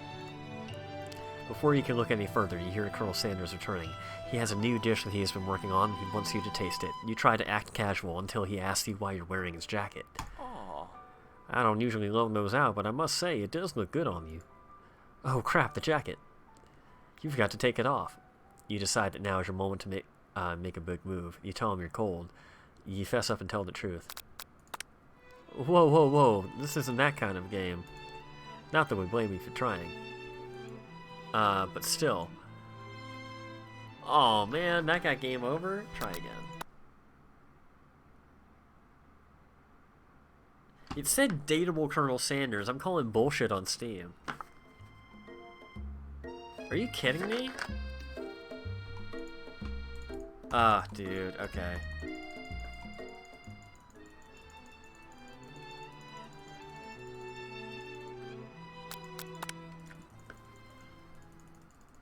Clicking through this real quick.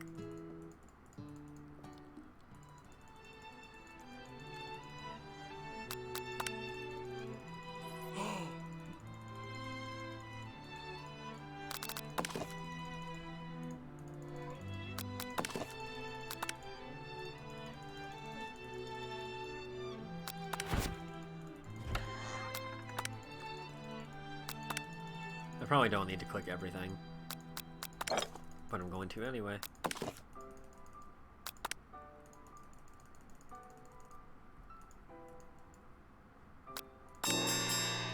Aww.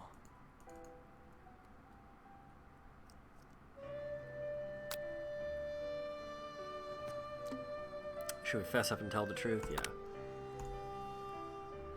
I think I've developed feelings for you. I might be developing feelings for you too, but I'm concerned. I can't let anything get in the way of my dreams. Overwhelmed, you take the jacket off and run for the door.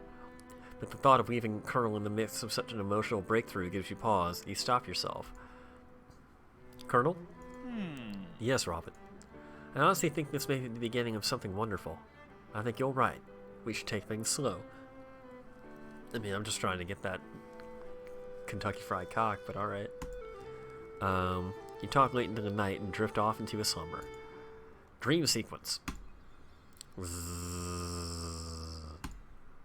You wake to a beautiful morning in Colonel Sanders' hideaway.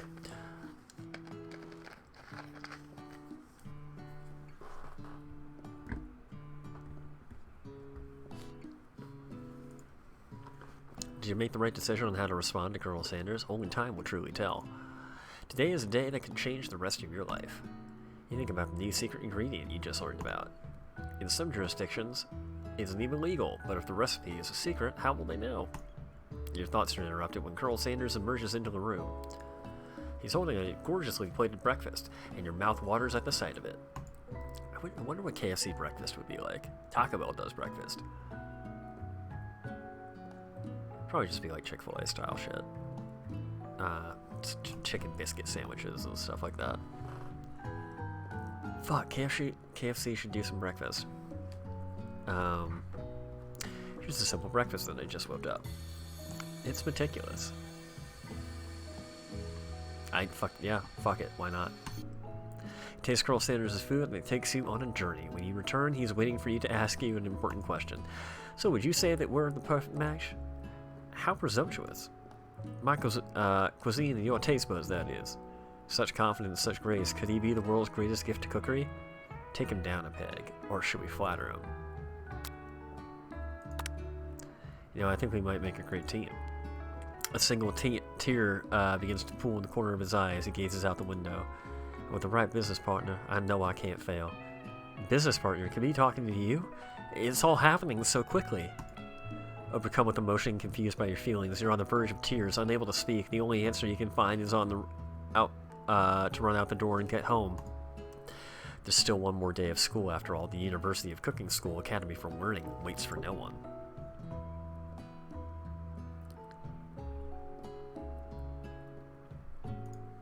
You get home to find something very surprising. Your best friend is there waiting for you. Where have you been? Because I had one heck of a night. I've been desperate to talk to you about it, but I couldn't find you. I got so worried that something happened to you. It's okay, but now that it turns out you're fine, I can finally get you up to speed on the saga of Miriam, because we all wanted to hear about that shit. Sure, but you will not believe what happened to me after school yesterday. I went on a date. I think I can believe that. Since I've been partnered up with Clank, he asked me to go out with him. Of course, I told him, you better keep your dials turned to polite and respectful. I'm not that kind of girl. But he was just interested in spending some one-on-one time together and getting to know me. So I said, yeah, sure.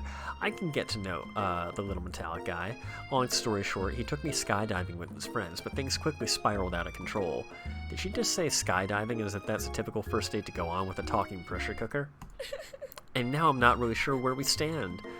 You don't give Miriam time to tell her the whole story, however. Bottling up the details of your own night is just too much to bear. And I went on a date too, back to Colonel Sanders' house, where I spent the night with him. You what? Nothing happened, but the emotional connection. Wowzers.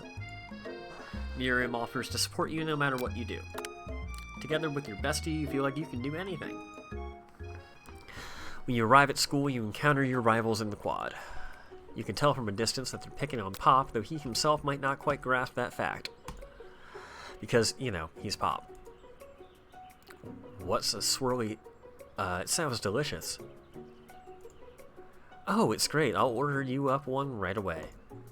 I'll have my swirly with Sprinkles, please. Sprinkles is a dog and a treat. You can get your swirly dip, too. Why don't you pick on someone your own size? Because I'm literally the biggest person at this school? There's that horse that Colonel Sanders rides to school, but who would dare pick on such a gentle and beautiful creature? You've got some nerve, Robert, suggesting I pick on a defenseless horse. Now you're twisting my words, and I won't have it. You clench your fist, but the injury from yesterday's mixer accident makes you wince with pain. Doesn't look like you can go on cooking like that. You might as well just give up. I'll never give up. Ever. Colonel Sanders arrives just as it appears things are close to boiling over. A naturally intuitive person, he senses that something has been going on. Is everyone excited for the final day of school? Robert, how's that hand feeling? I'm sure you'll be back in fighting form by this afternoon. Aren't you concerned about my hands, Colonel? Yesterday I almost broke a nail winning so hard. Technically, I don't believe a winner was decided, but your presentation was quite impressive. What is he doing complimenting her? But what about the flavor of my delicate warm gooey chocolate sauce? It was clear you're passionate about how your food is received. That's a lot of words to say. It was bland. Excuse me, Robert. I'm more than capable enough to speak for myself. Maybe you could tell me more of your thoughts as we walk into class, Colonel? I'm always interested in discussing the fine art of foods. See you inside, Robert. Annoyed by Colonel Sanders' inability to see Ashley for who you know she really is, you walk across the quad to get some distance. In an attempt to distract yourself from how slighted you feel by that interaction with Ashley, you take out the spell book you recovered yesterday and start flipping through the pages.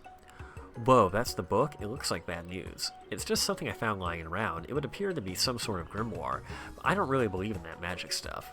A grimoire? Like a book of spells? I don't know. Who would spend so much time decorating a magic book if it weren't really powerful? I think one surefire way to find out. You open to a page covered with arcane warnings, cast only in case of extreme emergency. It says around the edges of the page. I can use a spell here that says it will erase anyone I choose from all of my memories. If I scrub out Colonel Sanders, it would probably help me focus better on the upcoming final exam. That is way drastic. Couldn't you do something else? Like anything else? Not rooted in dark magic? Maybe tie a string around your finger? Okay, fine. It is drastic, but despite desperate times call for desperate measures. You got a memory erasing spell sitting right in front of you, and a pretty good excuse to try it out. Don't do it after all. Take your friend's advice and put the book away. It's almost time for class.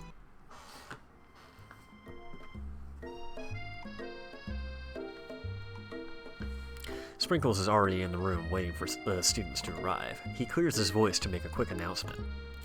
I want you all to know I feel something of a dog moment coming on, but I assure you it's nothing to be afraid of. His cute little nose scrunches up and he begins to breathe quickly. He must be hungry. Reach out for some old homework and give him a snack. Dogs can be rather unpredictable, especially Sprinkles. Wait to see what happens. Sprinkles stops in his tracks. He focuses in on the window. The room is deadly silent.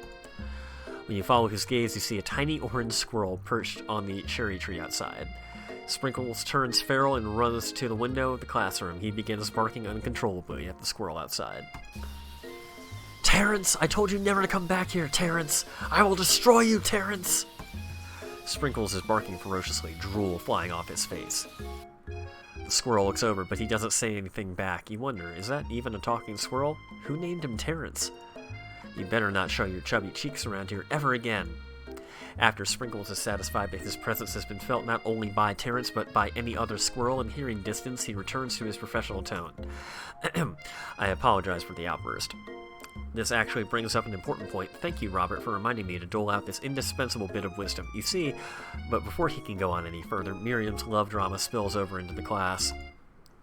Sprinkles is interrupted by whirs and sparks coming from the back of the room. I told you to save it for after class. You think I wanted to be thrown from a plane strapped to a stranger? Miriam and Clank appear to be arguing, but you still haven't learned to speak Clank's language of mechanical noises. But no, you had to show off to your cool kid friends, Jeff and Joan. J and J forever. Watch us from a triangle in midair as we descend. Triangles are the strongest shape, don't you know? Bzz, bzz. Yeah, well, that doesn't make it a great date. Beep. Whir.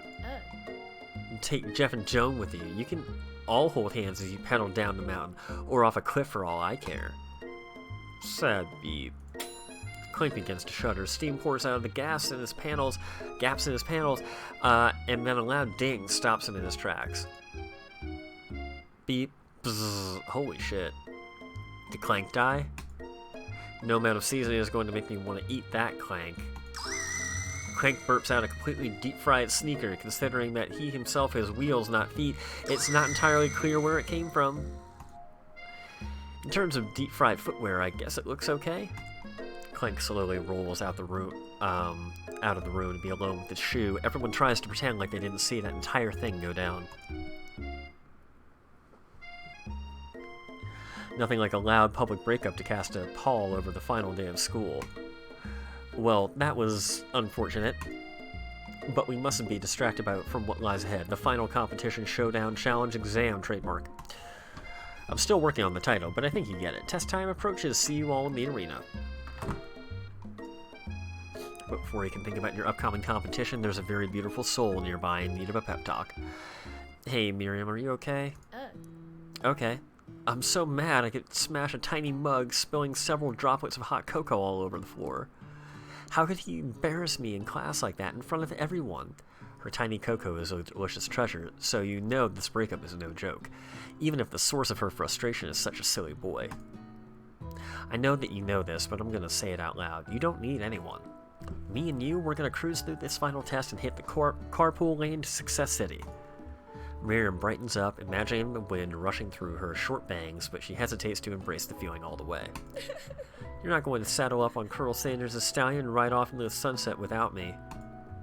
Of course not. Well, maybe sort of, but I'm sure there's a pony out there with your name on it, and a ranch big enough for both of us and whoever else we want to bring along.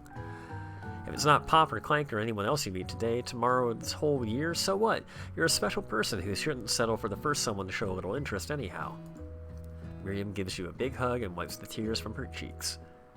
I should really review my menu today. I'm going to make a very special soup. And I bet that Professor Dog is going to love it up. While you were pep talking Miriam, you completely missed lunch, but that's okay, because you had a better idea of how to spend time before your exam.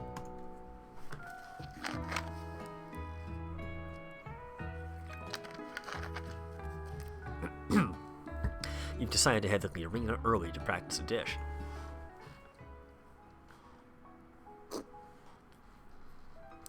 This is it, the location of your final challenge, a test of will, a test of courage, a test of talent.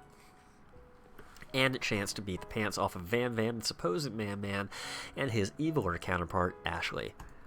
As planned, you begin to run through a quick test of recipe you've been working on, Robert's famous chicken pot pie. After practicing for months, making this dish comes second nature to you, and you're able to quickly get a fresh pot pie in the oven, but as soon as you do, your cram session is interrupted by Colonel Sanders. Robert, what are you doing here? There's still time before the final exam. Oh, just taking it all in. I'm big into visualizing success. I'm looking at my station and picturing victory. The pot pie has begun to bake, and the smell is slowly filling the space around you. Visualizing, huh? That's not too bad. I was hoping you were here cooking something delicious. Oh, that's too bad. You'd usually happily share your food with anyone who's hungry, but the last time you let Colonel Sanders get in your head, cost you a cook-off. You decide that it's time to put your cooking above your romantic desires, but that decision gets hard to stick when oven timer goes off behind you. Ignore it like there was no sound at all. Fess up about your practice dish. Okay, you got me. I'm doing a little bit more than visualizing. I don't know, my nose can smell a pot pie from 400 yards. That's an oddly specific distance, but you'd expect nothing less from such an oddly specific man. You knew it was a pot pie just from the smell? Not just a pot pie, but a chicken pot pie with an all butter crust. My nose is telling me something else. Oh no, is it burning? No, I can smell it, that it was made with a heaping helping of TLC. But it'll probably start burning in a second if you don't pull it out. The moment of truth. Wow. It's the best pot pie I've ever tasted. I've always loved country cooking and I could eat this all day. There's no time left. The final showdown is about to begin. Sprinkles lays down the ground rules. There are no rules, except that is to cook with everything you've got. Holy shit, it's on. You step up for the cook-off of a lifetime. You decide that mac and cheese plus the pot pie you've been practicing are just the dishes that'll push you over the edge to victory. Meanwhile, both Van and Ashley are preparing wildly elaborate dishes per their usual over-the-top selves. Miriam has her giant magnifying glass and several sets of tweezers. She's definitely prepared to go big going small. Colonel Sanders seems to be harnessing his 11 herbs and spices, but he's trying to find a way to improve on something perfect, his original recipe, copyright fried chicken. The intensity in the room starts at full 10 out of 10. Few minor typos in this game, kind of a bummer. With a frenzy of action. Everyone's calling out really cool special cooking moves as they prepare their food. Wow, this is getting serious. Colonel Sanders batters his chicken as it levitates through the air. Egg wash. Miriam furiously injects ingredients into an itty-bitty pot of broth. Best friend Bastard Blaster. Van flexes his pectorals as he chops open a sea urchin. Let's rock and roid. Oh my god.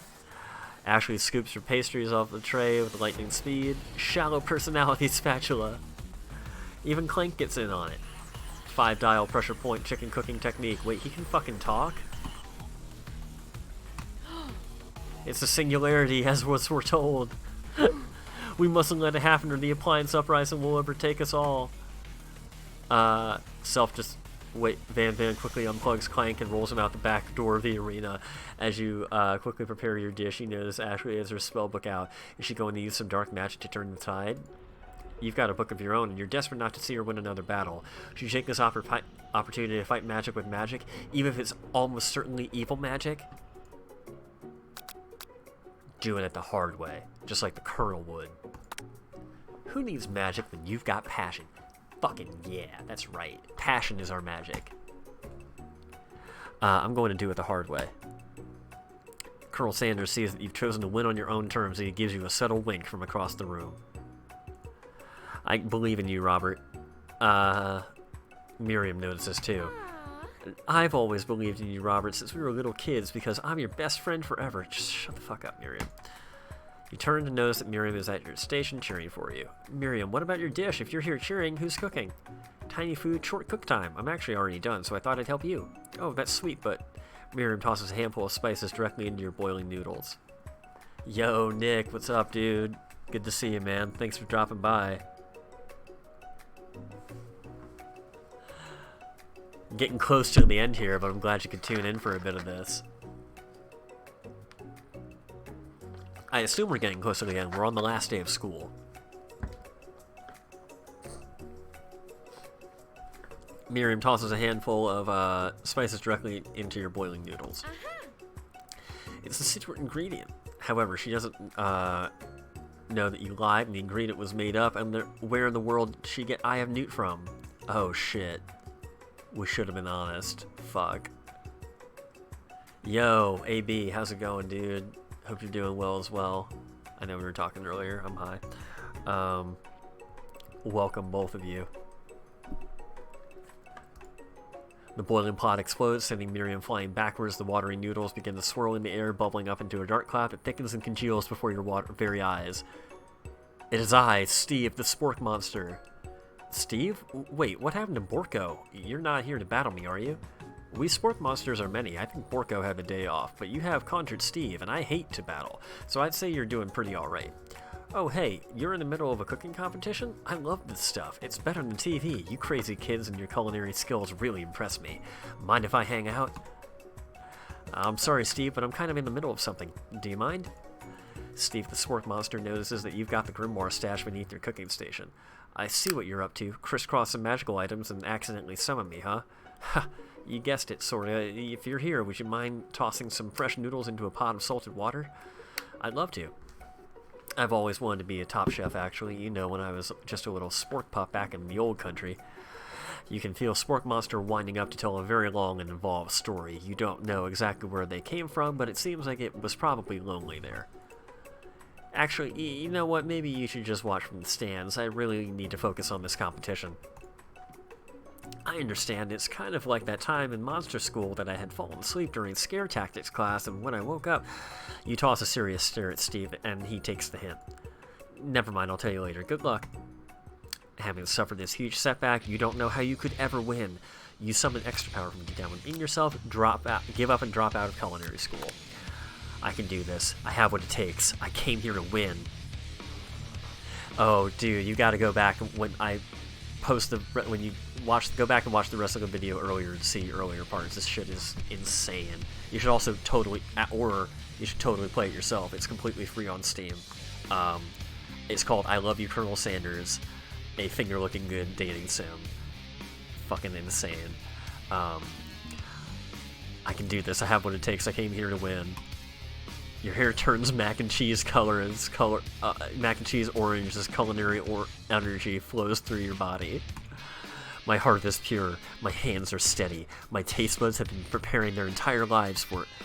Yes, Robert, you are the chosen one. You will avenge me. The power you've been summoning immediately fades back out. You interrupted my inspiring monologue. Sorry. My heart is pure, my hands are steady, my taste buds are preparing their entire lives for this moment. I will show the world my cookery. You begin to levitate off the ground, energy courses through your body. You know that with this power you can do anything, except turn back time, which would be super useful because while you were powering up, your chicken pot pie overcooked in the oven and can't be served. But don't worry, dear Robert, you may have suffered some setbacks, but all is not lost. Impressed with your fortitude, Colonel Sanders decides that you have earned his support. I've been watching you today, and I must say I'm truly impressed. You've been thinking on your feet and rolling with the punches. He steps up to your station and stands right beside you. I'm here to help. All you've managed to make is mac and cheese, and time is almost up, so you're going to need it. But Colonel Sanders, what about the test? What will happen to you? What about the rules? Following the rules has never really been my thing. I follow my heart. What a guy. Colonel Sanders unfolds a delicate white towel to reveal the most delicious fried chicken tenders you've ever laid your eyes on. And besides, sometimes unexpected combinations can have surprising effects that surpass their individual efforts. Are you suggesting, if we combine forces, we can form the perfect food union? Time's up, students. With time expired, it's the moment everyone's been waiting for. You must now prepare to present your dishes. A handful of students stand tall, but the class seems incomplete. It seems we're missing some students. Pop? Clank? From off-screen, you hear a pure and innocent giggle that can only come from one student. Yeah, pretty much. It's like a visual novel dating. So you get to make some choices. There's like technically a battle where you're making turn-based choices, but like, yeah, it's pretty much a visual novel presentation. It's all the game is, really. Off-screen, you hear a pure and innocent giggle that can only come from one student. Hee hee, I'm flying. It sounds like it's coming from that broom closet over there. Miriam, would you mind? Instead of the closet, you see Pop. Inside of the closet, you see Pop hanging on a broom hooked by the elastic of his underpants. Pop, get down from there right now. Let me guess, did Van Van have something to do with this? When someone asks for a wedgie, who am I to refuse? Also, take time to appreciate the most glorious JoJo's Bizarre Adventure reject character, that is Van Van the Man-Man.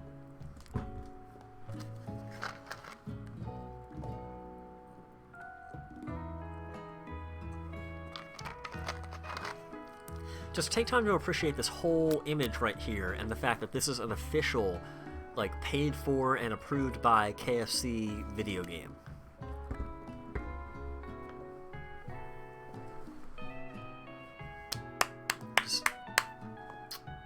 Brava. When someone asks for a wedgie, who am I to refuse? I thought a wedgie was a salad. It looks like Pop is eliminated from the challenge, seeing how he didn't cook anything. I can't feel my legs, may I be excused? Sure. You kids and your pranks, I must say, it's not the worst prank in USCAL history, but it's not exactly yearbook material. Wait a second, pranks. Clank, where did that pressure cooker roll off to? You wait to hear a signature whir, beep, or other onomatopoeia, but there's none. Somehow he must have gotten unplugged, I guess. We'll have to figure that out later. That leaves only 4 remaining students. Please collect your final projects. Yes, it has been a long semester. Wow, 3 whole days long. But after days of hard work, the time has come for me to eat. Miriam, please step forward. Now, describe your dish. I've made tender udon noodles and savory soup. Oh, it's so kawaii and tiny. Wow. How do you let the little thimble of tea? My word, it's so delicate. Is that a teeny tiny narutomaki I spy afloat in its itsy bitsy bowl? Yes, chef. Please tell me, Sprinkles. Chef is my... please call me Sprinkles. Chef is my father's name. Yes, Sprinkles. There's some green tea made from baby tea leaves that I picked myself. Sprinkles carefully sniffs around the dish before opening his mouth and letting just the tip of his pink dog tongue dip into the bowl. It's pretty hot. Sublime. Would anyone else like a taste? Dudes, thanks to you for tuning in. Have more fun playing Magic. Always awesome to talk to you guys and all. Thanks again for tuning in, guys. Peace. Oh, come on. I'm not one of those dogs who doesn't floss. I even have a really cute electric toothbrush for dogs. Fine, I'll enjoy it all by myself. And then a flash, the entire meal has been devoured. Not that it took much. It was less than a thimble's worth of soup. A+. Rarely do I taste a dish with as much love poured into it as yours. Miriam is overjoyed. She gives you a huge hug. Thank you, Robert, for helping me to believe in myself. Van, you're up. Now, describe your dish. I made uni over smooth egg custard and axe-hewn urchin shell topped with caviar. Jesus fucking Christ, how do you even hold that? Did you skewer one type of urchin with spines from a second different colored type of urchin? Yes, Sprinkles. A bit much, don't you think? That's exactly why I did it. A bit much is my kind of brand. Doesn't it look cool? Sprinkles leans in to sniff the uni, but he can't get his nose close on account of all the spikes.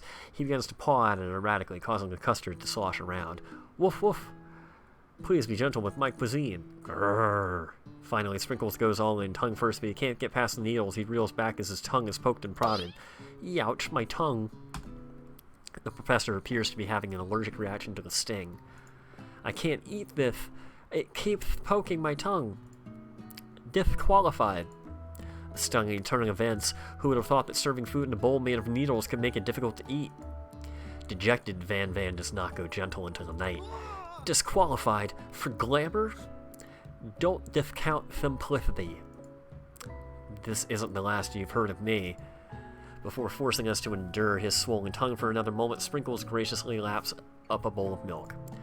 I know. Yeah, I'm a dog and I drink milk. Get over it. Sometimes it helps calm my agitated tongue. Next student, Ashley, it's time to step up. Now, describe your dish. I made orange blossom Turkish delight in a rosewater syrup topped with French meringue and connected by sugar glass. Just, wow. She a bougie bitch. That actually doesn't sound too bad. Indeed, it's quite delightful. However, I'd ask that you please refrain from eating it or attempting to taste it in any way. It's very fragile and meant to be a display piece.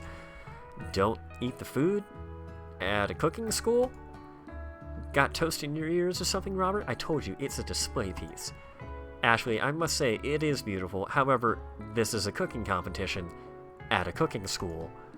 Yeah, which is why I cooked it and did an extremely good job cooking it too. I didn't realize that we were having an eating exam. If I wanted to be judged on eating, I'd go to the College of Eating, the school for the hungry. I suppose you could smell it if you absolutely insisted, but don't breathe too hard. You might disrupt the sugar spiral. The food cannot be eating. It cannot be judged. You are disqualified. Rage overtakes Ashley, and she finally cannot keep her two-faced routine up. You wouldn't know high-end cuisine if it cooked you. And with that, Ashley storms off to rededicate herself to being the best, but this time without being shackled by trying to be fake nice and liked by everyone. This isn't the last you've heard of me, either. I really hope we get a sequel to this game. If this class gets much smaller, I'll be teaching myself. You and Colonel Sanders, the final cook, step up together. 2 chefs? What began as a bowl of delicious mac and cheese, god damn, just fucking soak that beauty in, has become something else. He examines it closely, sniffing and eyeing the bowl. I'm just...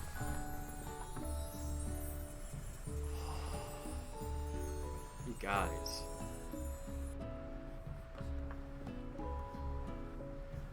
Fuck, like...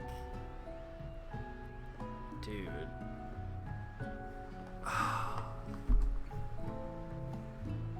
I've never been so in love in my life.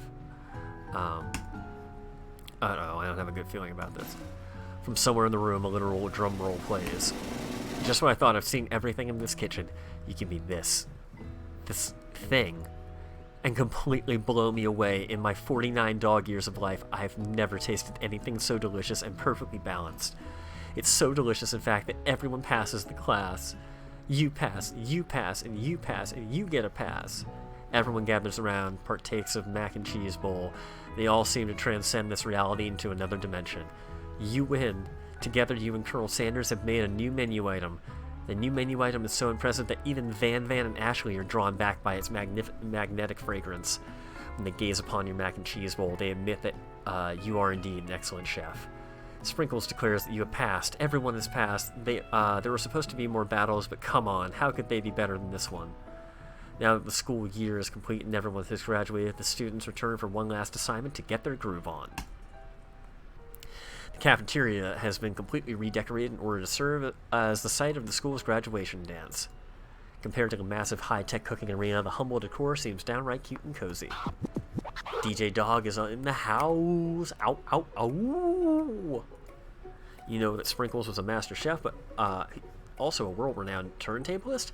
Who says you can't teach an old dog new tricks? Van and Ashley tell everyone that they've committed themselves to righting the wrongs they did while they were the villains. Cool. For a moment, you actually believe them. Oh, never mind. Not another haunting. No ghosts allowed at graduation. It's clearly written in the school's bylaws. I was never actually a ghost. It was all a trick to get you to finally notice me. How do you appear in my dream, then? Also, how the fuck did you get outside Colonel Sanders' window and just be blown away? Whatever. What fucking... Never mind. Oh, amusing. And now that everyone is together, it's the Spork Monster he is totally mellowed out. Everyone, the Spork Monster is no more from here out. I prefer that everyone refer to me by my new name, Party Monster. Fuck yeah, Party Monster. Student tries to finish what he had to say, but everyone was too wrapped up talking to Spork. Sorry, Party Monster. Dejected student walks off. Fuck yeah, get the fuck out of here, nerd. Maybe things didn't work out for Miriam romantically, but she found the love in her cooking, and you know she's going to do great. And if she just gets rid of those bangs. Red carpet rolls out across the floor of the ballroom, and it's like a Hollywood movie premiere. Who could command such an entrance? We all know. It's Pop. He arrived late to the dance, but apparently for good reason. Walking the carpet, you see perched atop his dirty chef's hat. A crown? Welcome back, Pop. I know you weren't able to complete the final exam and accept your diploma, so I had it mailed directly to your father. We figured it was the least we could do for the school's dean. Oh, now I get it. And we get a new wing of the school, not to mention the honor of educating the son of the chancellor of such and such. His music at the dance is interrupted by the sound of sparking and electrical hissing. It's Clank who has arrived late to the dance. Now that I have graduated, I can reveal my truth. Whoa, he's doing the talking thing. I am Clank, and I am not of this earth. I am actually from a faraway planet in another dimension. What? What? I actually feel like I knew it this whole time. Now that I have learned the ways of your kind, I must return. Miriam, will you come with me? I don't know what to say. Besides, no, obviously. I have just begun to learn who I really am. This isn't the time for me to devote my life to figuring out who you are, Clank. You're blown away by Miriam's maturity. It's pretty clear she's managed to surpass you in that regard. I understand. Kind of. Humans are weird. A portal opens up and Clank disappears through it. Finally, Colonel Sanders arrives. Howdy, classmates. Oh my god. Casual Colonel Sanders.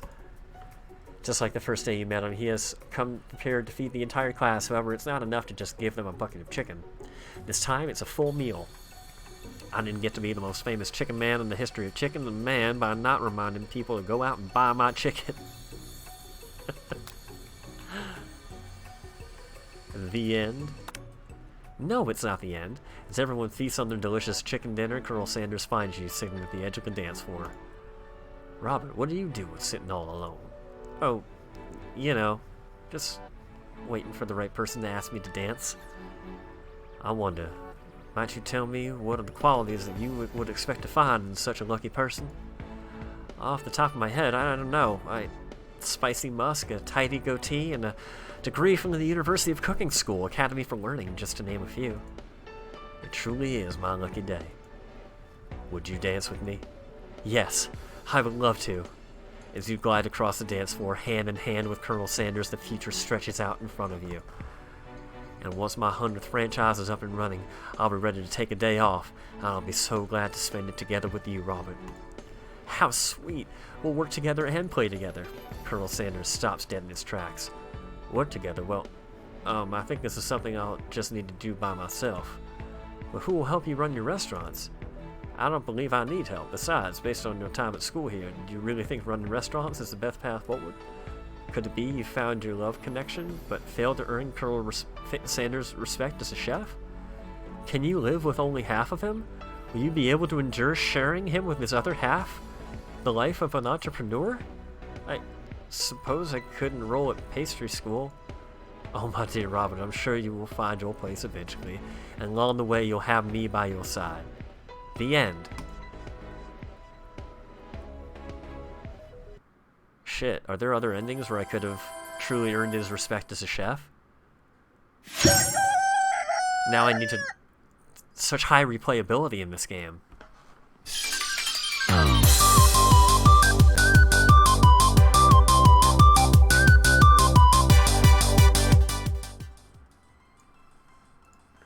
So yeah, this was I Love You, Colonel Sanders, a finger-looking-good dating game. Hold on, I'm just gonna close out of this. Thank you guys so much for tuning in. I'm Robert Gelfand. I go by Gel513. This was awesome to do. Tomorrow afternoon, I'm going to be streaming A Way Out with my friend Brandon, and we'll be trying to get through that, probably all of it, as much as we can, so that'll be fun. Not sure exactly when we'll be live, but I'll post that on Instagram, Gel513. And as always, if you like what you see and want to support, you can give me a follow or a subscription here. You can also give me a follow on Instagram to see when I'll be live and what I'll be playing. Either way, thanks guys, peace out, have a great night, and thanks again for tuning in.